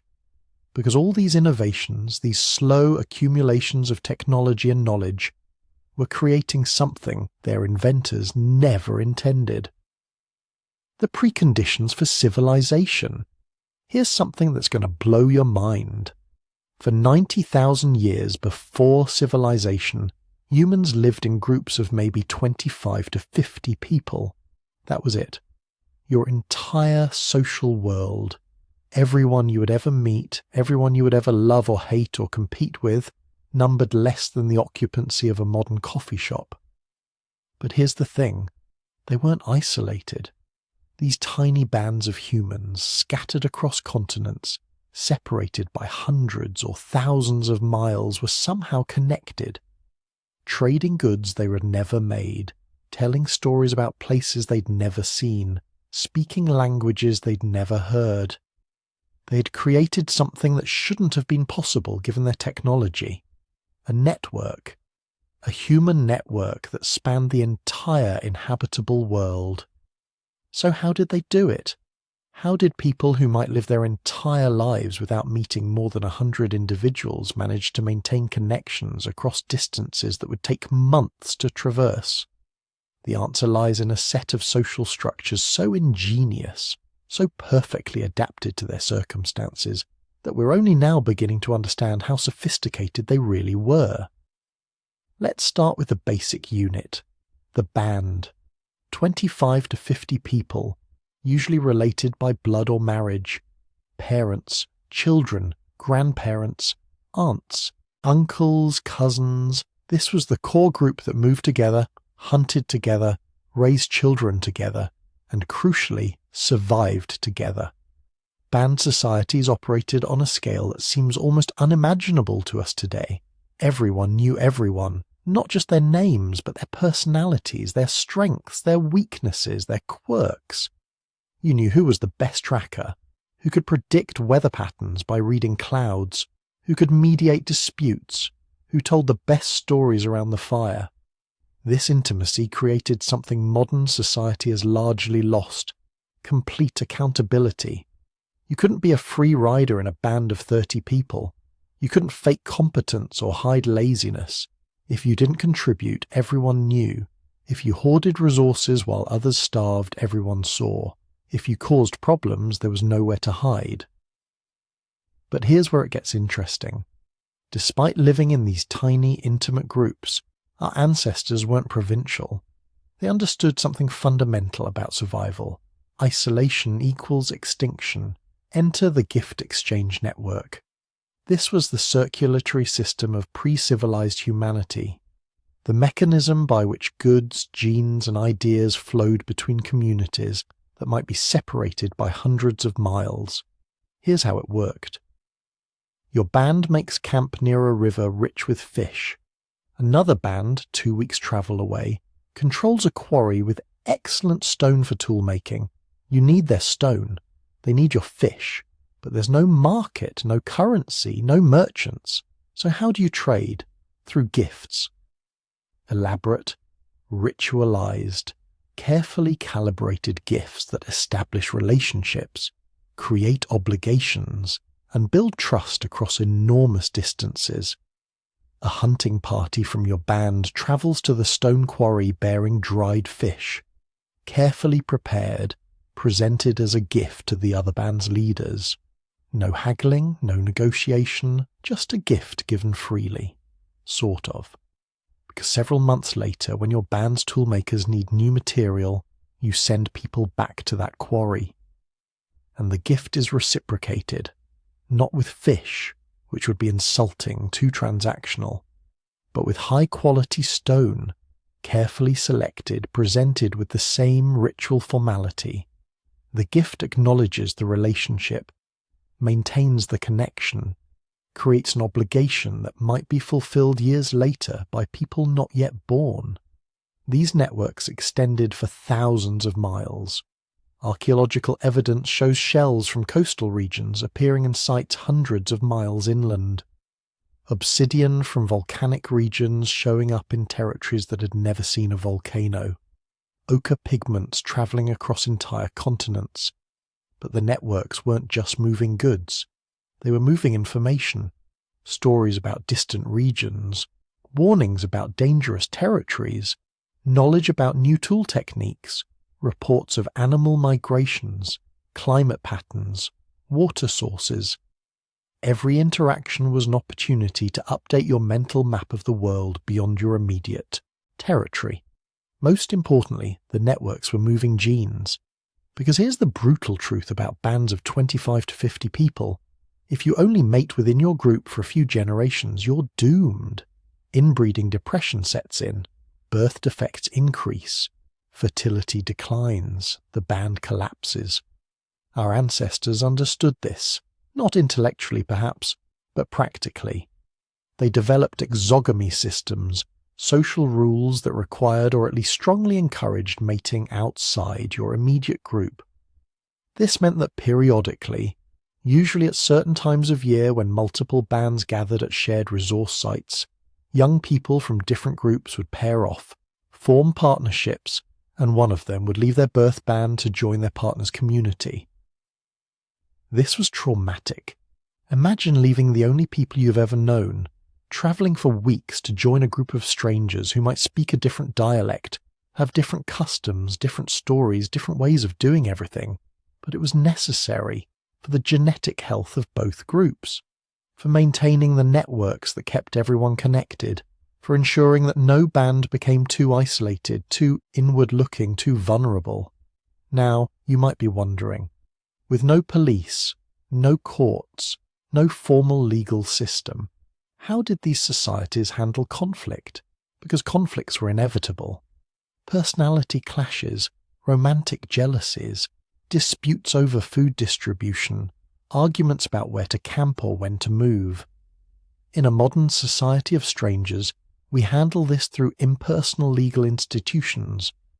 But in a band of 30 people, who all depend on each other for survival, they developed something more elegant: social pressure, mediation, and when necessary, ostracism. Most conflicts were resolved through mediation.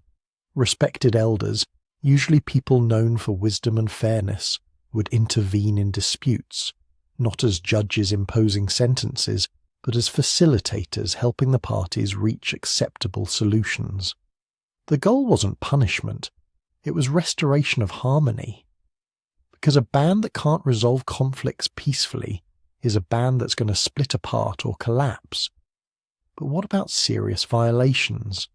Murder, rape, theft that threatened group survival? For these, bands had ostracism. The most severe punishment imaginable in a world where your survival depended entirely on your group. Kick someone out of the band, and you're almost certainly sentencing them to death, either from starvation, predators, or hostile encounters with other groups. The mere threat of ostracism was usually enough to prevent serious violations, because everyone understood the stakes. Step too far out of line, and you're not going to prison. You're going to die alone in the wilderness. This system worked because of the scale. You can't have mediation-based conflict resolution in a society of millions. You can't use social pressure to modify behaviour when most people are strangers, but in a band of 30, people where everyone's survival depends on cooperation, it was remarkably effective. Leadership in these societies was similarly adapted to the intimate scale. There were no kings, no chiefs with inherited authority, no formal hierarchies, but there were definitely leaders. people whose opinions carried weight, whose decisions were followed, who could organize cooperative activities. But leadership was earned, not inherited. You became influential by demonstrating competence, by being a skilled hunter, an expert tracker, a wise counselor, a gifted storyteller, by sharing generously, mediating disputes fairly, making good decisions when the group faced challenges. Leadership was provisional, contextual, and constantly renegotiated. The best hunter might lead a hunting expedition, but when the band needed to decide where to relocate for the season, they might defer to the elder who had memorized decades of seasonal patterns. When social conflicts arose, a different individual known for diplomatic skills might take the lead. Authority shifted depending on the situation. This egalitarianism wasn't ideological, it was practical. In a group of 30 people where everyone knows everyone's capabilities, you can't maintain authority through force or inherited status. You maintain it through demonstrated competence and continued contribution. But there was one category of individuals whose status was unique: the elders, particularly the grandmothers. In most mammals, females die shortly after their reproductive years end. It's metabolically expensive to keep living once you can't reproduce. Evolution doesn't favour it. But human females regularly live decades past menopause. Why? The grandmother hypothesis suggests an answer. Post-reproductive females became knowledge repositories. They had survived multiple climate fluctuations, multiple seasonal cycles, multiple migrations. They remembered which plants were edible, which were medicinal, which were poisonous. They knew how to predict weather, how to find water in drought years, how to process difficult foods that could mean the difference between survival and starvation. Most importantly, grandmothers freed up younger women to have more children by helping with childcare. A woman with a living mother or mother-in-law could have children more frequently and raise them more successfully. The survival advantage was enormous, enough to offset the metabolic costs of extending female lifespan decades past reproductive capacity.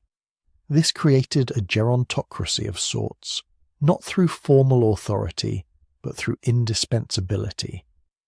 When the band faced decisions about where to go, what to eat, how to respond to changing conditions, everyone listened to the grandmothers, because they had seen it all before. They were living libraries of survival knowledge accumulated over 70, 80 years of experience. Now, here's something that's going to seem contradictory.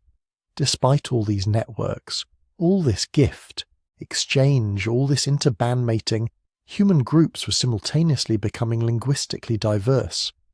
Archaeological and genetic evidence suggests that by 50,000 years ago, human populations across different regions were speaking mutually unintelligible languages. How is this possible? If groups were constantly interacting, why didn't they all speak the same language? Because linguistic drift happens fast, much faster than genetic drift. A group that separates from its parent population will develop a distinct dialect within a few generations. Within 1,000 years, their descendants might be speaking a completely different language. Multiply this across thousands of isolated bands scattered across 3 continents, and you get explosive linguistic diversification. But this diversity didn't prevent communication. The gift exchange networks, the seasonal gatherings, the exogamy systems, they all continued functioning. Because humans are really good at learning languages, especially when survival depends on it. Bilingualism, even multilingualism, was probably common. The person who joined your band from another community 200 miles away, they brought their language with them. Some of their words probably entered your band's vocabulary. Your children might grow up speaking elements of both languages. This created a linguistic landscape far more complex than anything we see today. Not a few dominant languages spoken by millions, but thousands of languages spoken by dozens or hundreds, each one carrying unique cultural knowledge, unique ways of categorizing the world, unique stories about human origins and destiny. The networks held it all together.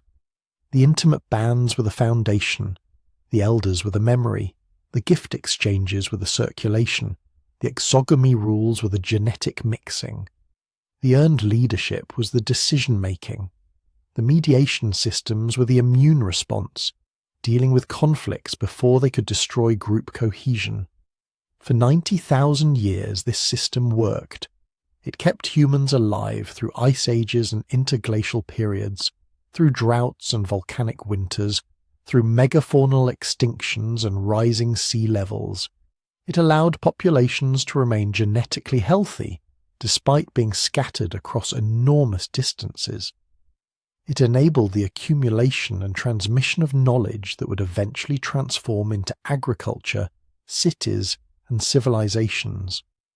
But it was fragile, built on trust, maintained by constant effort, vulnerable to any shock that disrupted the networks or destroyed the bands.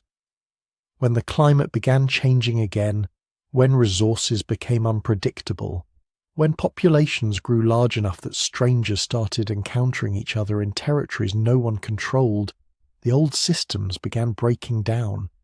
What came next would change everything.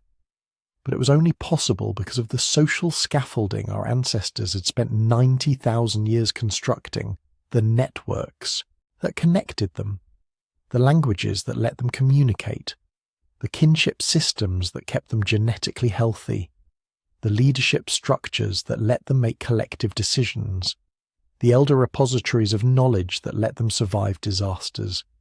We think of civilization as a sudden transformation, but really it was the culmination of nearly 100,000 years of social experimentation, of humans learning one generation at a time how to live together, work together, and survive together in a dangerous world. And then the ice came back. Picture this. You're living in a small band of maybe 30 people, somewhere in East Africa, 74,000 years ago. Your ancestors have been in this territory for thousands of years. You know every water source, every fruit tree, every place where game animals gather. Life isn't easy, but you've got it figured out. You've developed routines, strategies, knowledge passed down through generations. Then one morning you wake up to darkness. Not the darkness of night, but something else entirely. The sun should have risen hours ago, but the sky remains dim, filled with a strange red glow. Ash begins falling like snow, covering everything. Within days it's several inches deep, within weeks it's up to your knees. The temperature drops, plants start dying, animals disappear. What you don't know, what you can't possibly know, is that 5,000 miles away, in what will one day be called Indonesia, a mountain has exploded with the force of several million nuclear bombs. Mount Toba has erupted, and it's ejected so much material into the atmosphere that it's blocking out the sun across half the planet. The Toba supervolcano eruption was the most powerful volcanic event to occur during the entire existence of modern humans. We're talking about an explosion that ejected approximately 670 cubic miles of rock and ash into the stratosphere. To put that in perspective, when Mount St. Helens erupted in 1980, it was considered catastrophic. Toba was 5,000 times larger. The immediate effects were devastating. Massive tsunami waves would have swept across coastlines. Ashfall blanketed everything within 2,000 miles under several feet of volcanic debris. But the real killer came next. All that ash in the atmosphere blocked sunlight for years, maybe decades. Global temperatures plummeted by 5 to 15 degrees Celsius. This wasn't just a cold snap. This was a volcanic winter that lasted for generations. Some scientists think this event nearly ended humanity. The genetic evidence is compelling. When you look at human DNA diversity, there's this strange pattern. We all show signs of having descended from an incredibly small population that existed right around the time of the Toba eruption. we're talking maybe 3,000 to 10,000 individuals total. That's it. For comparison, there are more endangered mountain gorillas alive today than there were humans on the entire planet after Toba. But here's the thing, we survived.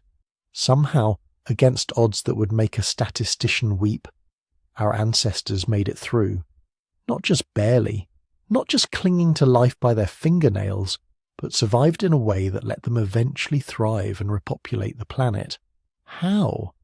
That's the question that keeps archaeologists up at night. Because the Toba eruption wasn't a one-time disaster. It was the trigger for a 1,000-year volcanic winter followed by centuries of climate instability. Your ancestors didn't just need to survive one crisis, they needed to survive generations of ongoing catastrophe, while maintaining enough genetic diversity to avoid inbreeding, enough cultural knowledge to keep technological innovations alive, and enough social cohesion to prevent groups from splintering into isolation. The answer lies in something remarkable about human adaptability. Your Toba surviving ancestors weren't passive victims of climate disaster. They were active problem solvers, constantly innovating, constantly adapting. The archaeological record from this period shows something unprecedented, a sudden acceleration in technological sophistication. Before Toba, human toolkits were relatively simple and changed slowly over millennia. After Toba, everything speeds up. You see rapid diversification of tool types, evidence of long-distance trade in high-quality stone, the first clear signs of symbolic behavior like personal ornaments. This wasn't random. This was necessity driving innovation at a pace evolution had never seen before.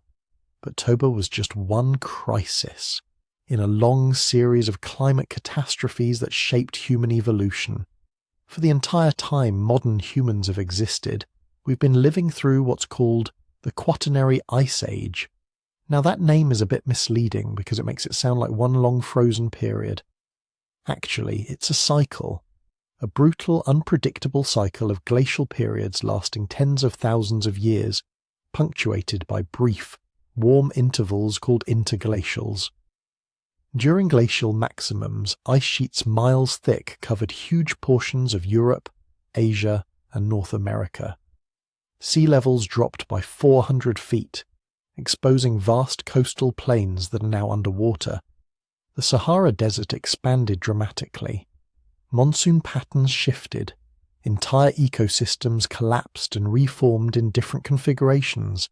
Then, relatively quickly in geological terms, the climate would flip. Within a few thousand years, sometimes even faster, temperatures would spike upward. Ice sheets would melt, flooding coastlines and drowning entire landscapes.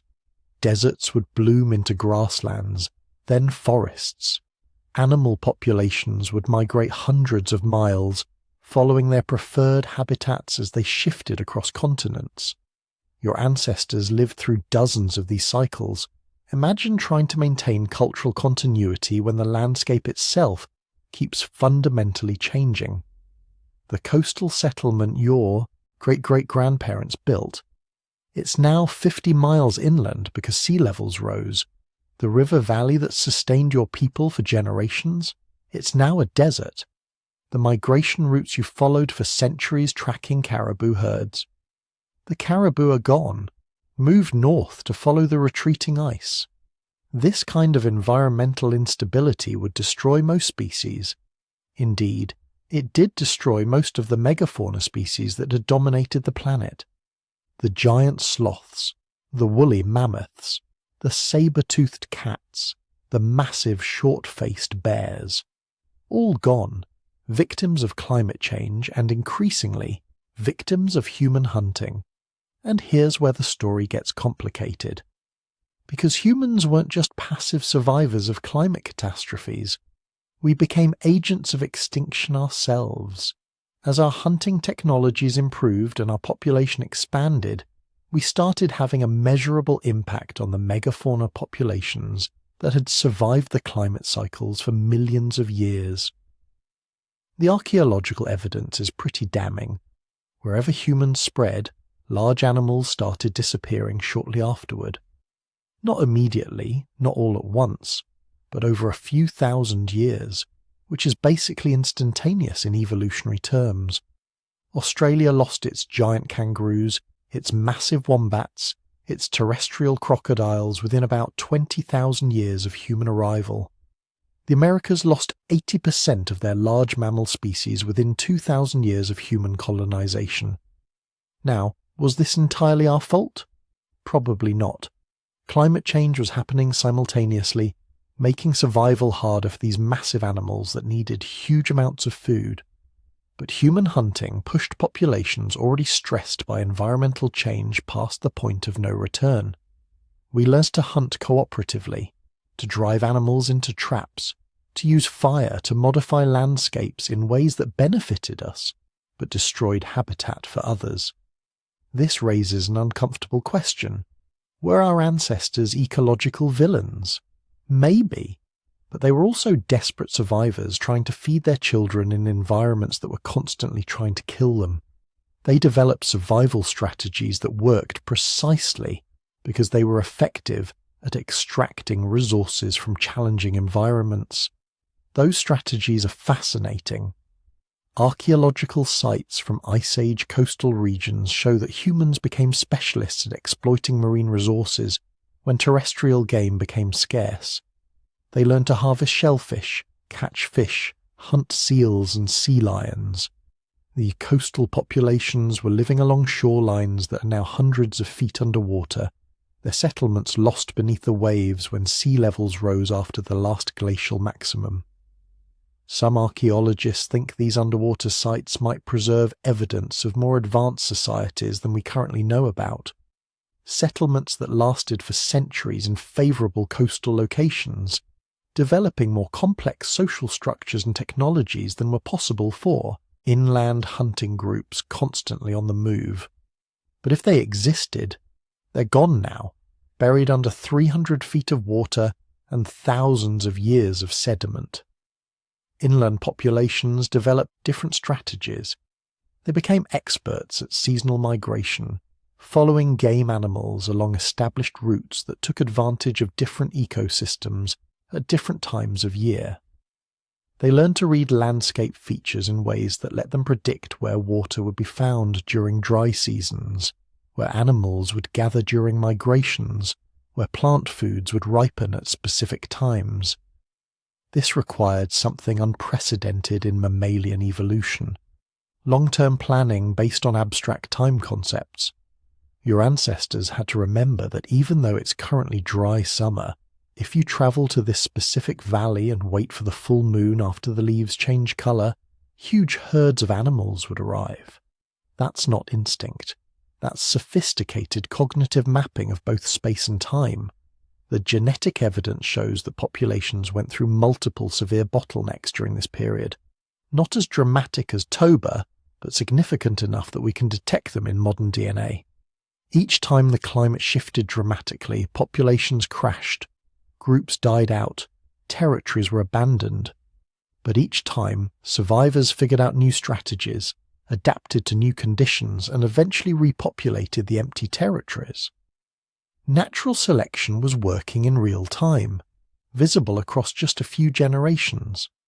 When climate shifted toward cold, individuals with stockier builds, better cold tolerance, and enhanced ability to metabolize high-fat diets had survival advantages. Their descendants became the cold-adapted populations like Neanderthals in Europe. When climate favored hot, dry conditions, individuals with tall, slender builds and enhanced sweating capacity did better. Their descendants dominated tropical and subtropical regions. But the most important selection wasn't physical, it was cognitive and social. The individuals who survived climate catastrophes weren't necessarily the strongest or the fastest. They were the smartest, the most cooperative, the most innovative. They were the ones who could look at a new environment and figure out how to exploit it, who could maintain social bonds across multiple groups, ensuring knowledge sharing and mutual support during crises, who could teach their children not just specific survival skills, but the meta skill of learning itself, how to observe, experiment, remember, and adapt. By the time the climate finally stabilized about 12,000 years ago, your ancestors had become something unique in the history of life on Earth. A species whose primary adaptation was the capacity to adapt, who could survive anywhere, exploit any resource, overcome any obstacle, not through specialized biological evolution, but through cultural innovation and social cooperation. They had survived volcanic winters, ice ages, droughts, floods, and the extinction of most of the megafauna they depended on. They had been reduced to tiny populations clinging to survival in isolated refuges, then exploded across the planet again when conditions improved. They had faced catastrophes that would have ended any other species, and they were just getting started. Because all those skills learned during climate catastrophes, all that capacity for innovation and adaptation, was about to be deployed in a completely new direction, one that would change the world forever. The age of merely surviving was ending. The age of civilization was about to begin. So here's the question that haunts every archaeologist, every historian, every person who's ever looked at the timeline of human history and wondered, why then? Why, after 90,000 years of doing basically the same thing, hunting, gathering, moving with the seasons, did humans suddenly decide to stay put? To plant seeds, to build permanent settlements, to create what we call civilization? The standard answer goes something like this. The Ice Age ended around 12,000 years ago. Climate got warmer, plants grew better, somebody figured out farming. Boom, civilization. But that answer is criminally incomplete. Because here's what it doesn't explain. Humans had survived dozens of climate shifts before. They'd seen warm periods, cold periods, transitions between the two. The Ice Age wasn't even the worst climate event they'd experienced. So why didn't civilization happen 50,000 years ago? Or 70,000 years ago? Or during any of the other warm periods that came and went across those vast millennia? The real answer is that it couldn't have happened earlier. Not because humans weren't smart enough. They were the same species, same brains, same potential. But because civilization required something more than intelligence.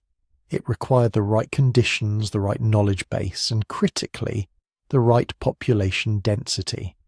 All three of those things only came together around 12,000 years ago, and it took 90,000 years of preparation to get there.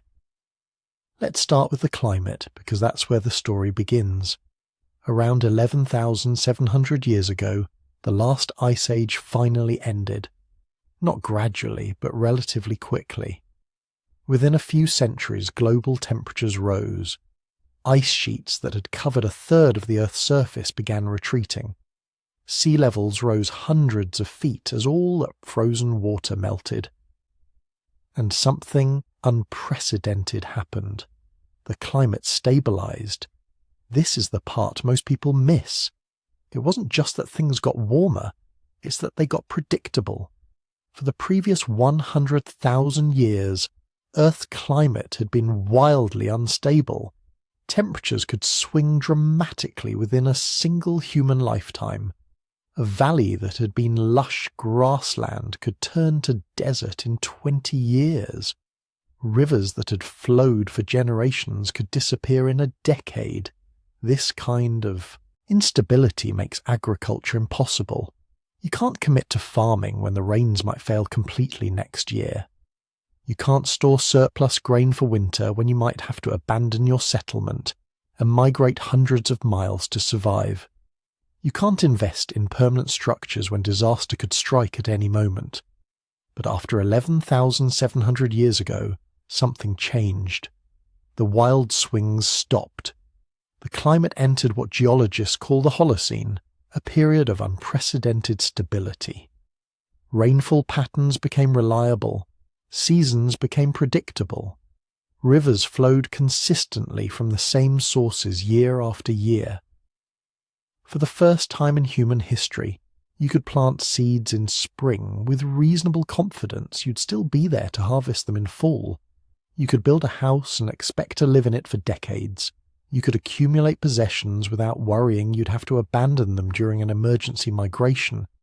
This stability created a window of opportunity. But opportunity alone isn't enough. You need someone ready to take advantage of it.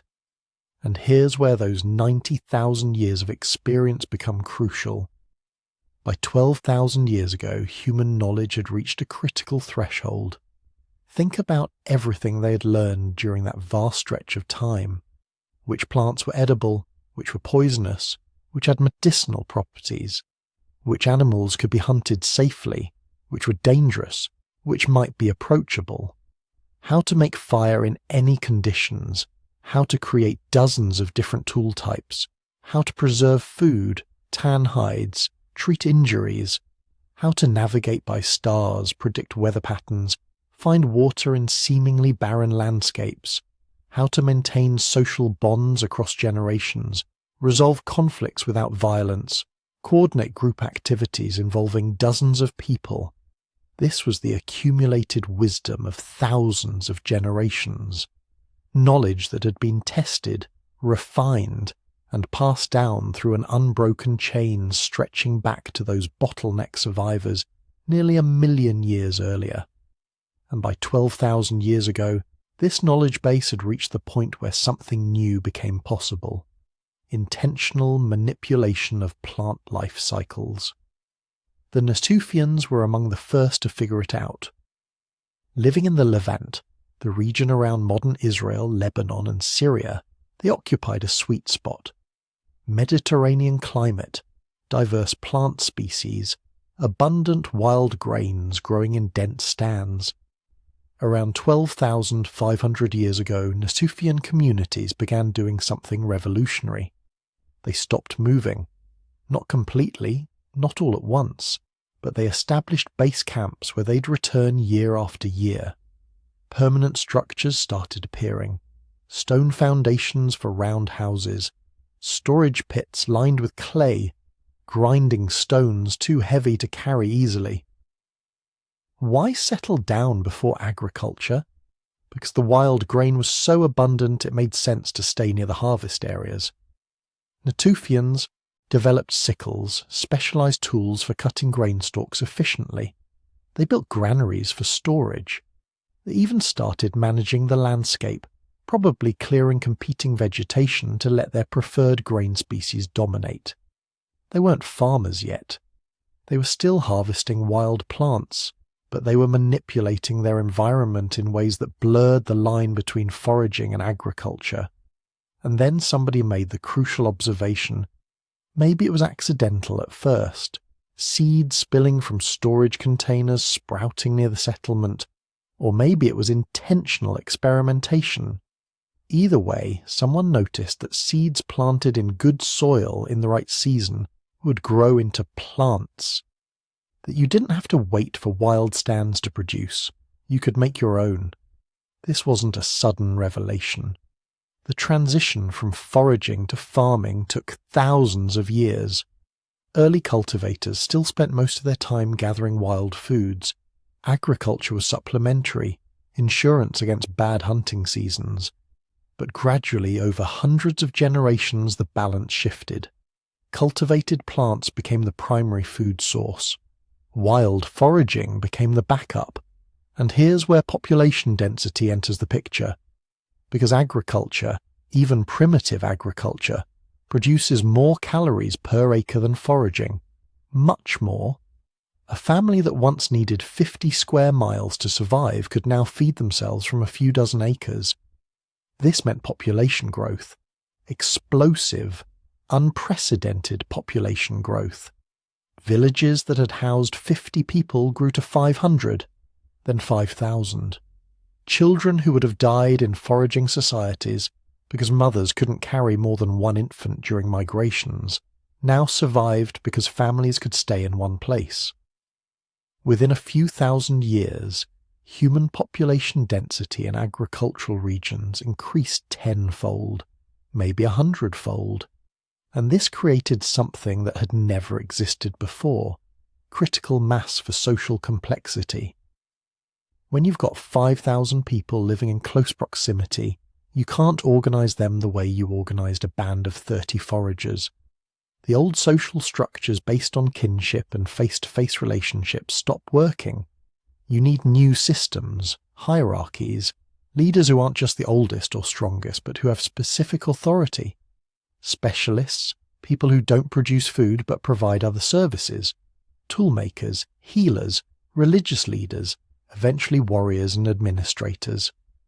Laws, formal rules that everyone agrees to follow, enforced by someone with the authority to punish violators. You need, in other words, civilization. And it happened independently in at least 6 different places around the world, because everywhere humans encountered the right conditions, they followed similar paths. In the Fertile Crescent, they domesticated wheat, barley, pigs, and goats. In China, it was rice and millet and pigs again. In Mesoamerica, maize, beans, and squash. In the Andes, potatoes and llamas. In sub-Saharan Africa, sorghum and yams. In New Guinea, taro and bananas. Different crops, different animals, but the same basic pattern. Climate stabilizes, population density increases, social complexity emerges, and civilization begins. This wasn't coincidence. It was the inevitable result of 90,000 years of accumulated knowledge meeting the right environmental conditions. Every one of those foraging societies had been carrying the seeds of civilization within them for millennia. The knowledge was there. The social structures existed in embryonic form. The cognitive capabilities had been in place for tens of thousands of years. All that was missing was the stable climate and population density that would let those seeds germinate. But civilization came with costs that we're still paying today. Hunter-gatherers had been relatively healthy, with diverse diets and regular physical activity. Early farmers ate monotonous diets based on 1 or 2 staple crops, leading to nutritional deficiencies. Foragers had been relatively egalitarian, with limited hierarchy and abundant personal freedom. Agricultural societies developed rigid class systems, with elites controlling resources and masses labouring in fields. Hunter-gatherers rarely experienced epidemic diseases because populations were too small and dispersed. But pack thousands of people together with their domesticated animals, and you create perfect conditions for pathogens: smallpox from cattle, influenza from pigs, plague from rodents attracted to grain stores. The archaeological record is brutally clear. Early farmers were shorter than foragers, had worse teeth, more skeletal damage from repetitive labour, and died younger. So why did they do it? Why did every human society that encountered agriculture eventually adopt it, despite the obvious costs? Because they didn't have a choice. Once some of your neighbours started farming, population density in their territories increased so dramatically that foragers couldn't compete. An agricultural settlement of 1,000 people could field more warriors than 10 foraging bands combined. They could claim and defend more territory. They could absorb losses in conflicts that would devastate smaller groups. It was an arms race with no exit. Adopt agriculture or be displaced by those who did. Within a few thousand years of the first farming villages, hunter-gatherers were being pushed into marginal lands, deserts, Arctic regions, dense forests, places where agriculture wasn't yet viable. Everywhere else, civilization spread like a wave across the landscape, transforming everything it touched. But here's what's remarkable. It worked. Despite the costs, despite the suffering of those early agricultural generations, civilization survived. It grew. It developed writing, metallurgy, mathematics, astronomy, engineering, medicine, philosophy, art. It created everything we now consider human achievement, and it all started with those 90,000 years of preparation. with countless generations learning, adapting, accumulating knowledge, with populations surviving climate disasters that should have destroyed them, maintaining social networks across vast distances, passing down wisdom through oral traditions, with all those unnamed people who figured out which plants to eat, which animals to hunt, how to make fire, craft tools, raise children, resolve conflicts. Every one of them contributed something to the knowledge base that made civilization possible. They were building toward this moment without knowing it, creating the foundation for everything that would come after. And when the climate finally stabilized, when conditions became right, their descendants were ready to take the greatest gamble in human history, to stop wandering, to plant roots, literal and metaphorical, to build something permanent.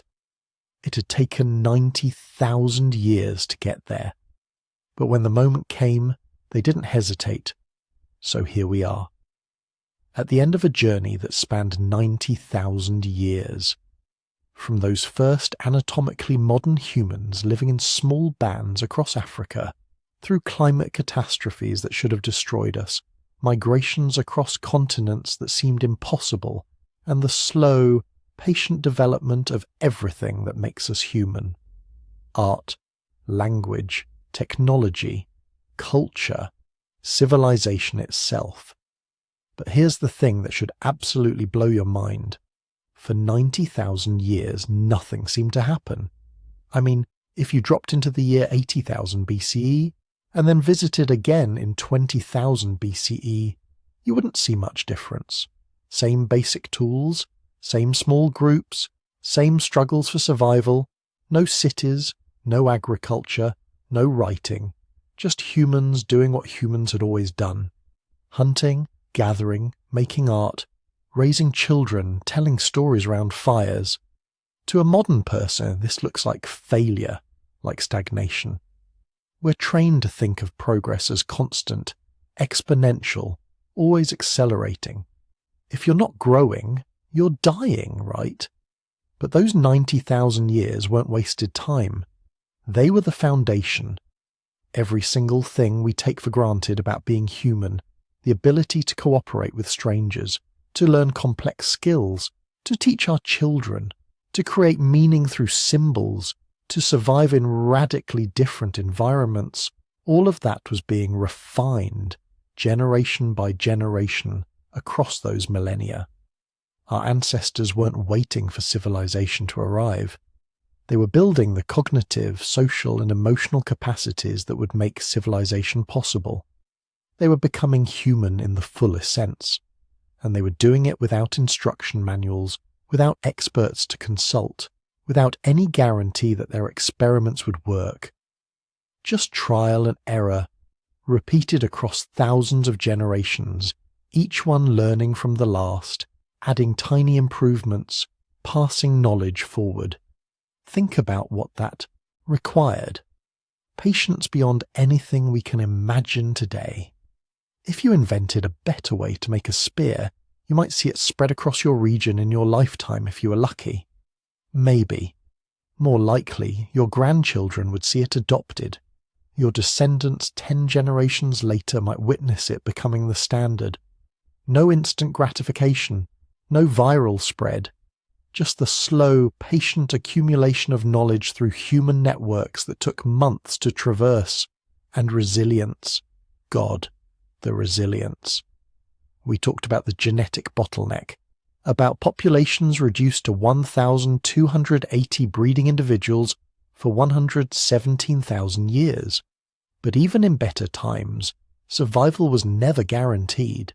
Every generation faced droughts, diseases, predators, accidents. Children died, adults died. Entire groups were wiped out by disasters we can barely comprehend today. And yet they kept going. They kept having children, kept teaching them everything they knew, kept believing there would be a future worth surviving for. This tells us something profound about human nature. We're not built for easy living. We're built for perseverance, Our brains, the ones you're using right now to process these words, those brains were shaped by 90,000 years of survival under conditions that would break most modern people in days. We're the descendants of people who could walk 20 miles in a day and still have energy to dance, who could track animals for weeks through unfamiliar territory, who could maintain hope through years of famine. And here's where it gets weird for modern humans. Your brain is still fundamentally Paleolithic. You've got the same basic neural architecture as someone living in 30,000 BCE. Your fight or flight responses, your social instincts, your desire for belonging, your need for purpose and meaning, all of that was calibrated for small group survival in unpredictable environments, which explains a lot about why modern life feels so strange sometimes, why social media can feel simultaneously connecting and isolating, why we can have everything and still feel empty, why we crave experiences that have nothing to do with survival or reproduction. Our ancient brains are trying to navigate a world they weren't designed for, looking for belonging in groups of thousands instead of dozens, seeking meaning in careers instead of in daily survival, trying to feel significant in a world of 8 billion people instead of a few hundred. But it also means we carry capacities most of us never tap into, the ability to endure hardship that our ancestors took for granted, the capacity for patience that built technologies over centuries, the instinct for cooperation that kept human networks alive through the worst crises, the creativity that found solutions when the rules stopped working. These aren't lost, they're just dormant, waiting for circumstances that demand them. Maybe that's the real lesson from those 90,000 years. Progress isn't just about going forward, it's about knowing where you came from, understanding the long, patient journey that brought us to this moment, appreciating that every comfort you enjoy, every technology you use, every social institution that protects you, all of it rests on foundations laid by people who will never be remembered, never be celebrated, who lived and died in obscurity but kept the flame of human consciousness burning through the darkest times. If you've made it this far, drop a comment and let me know where in the world you're watching from. Hit that subscribe button if you want more deep dives into the human story. And maybe, just maybe, take a moment to appreciate the long road that brought you here. Because you're not just a person living in the present, you're the culmination of 90,000 years of human persistence, the latest chapter in a story that's still being written, and that's pretty incredible when you think about it.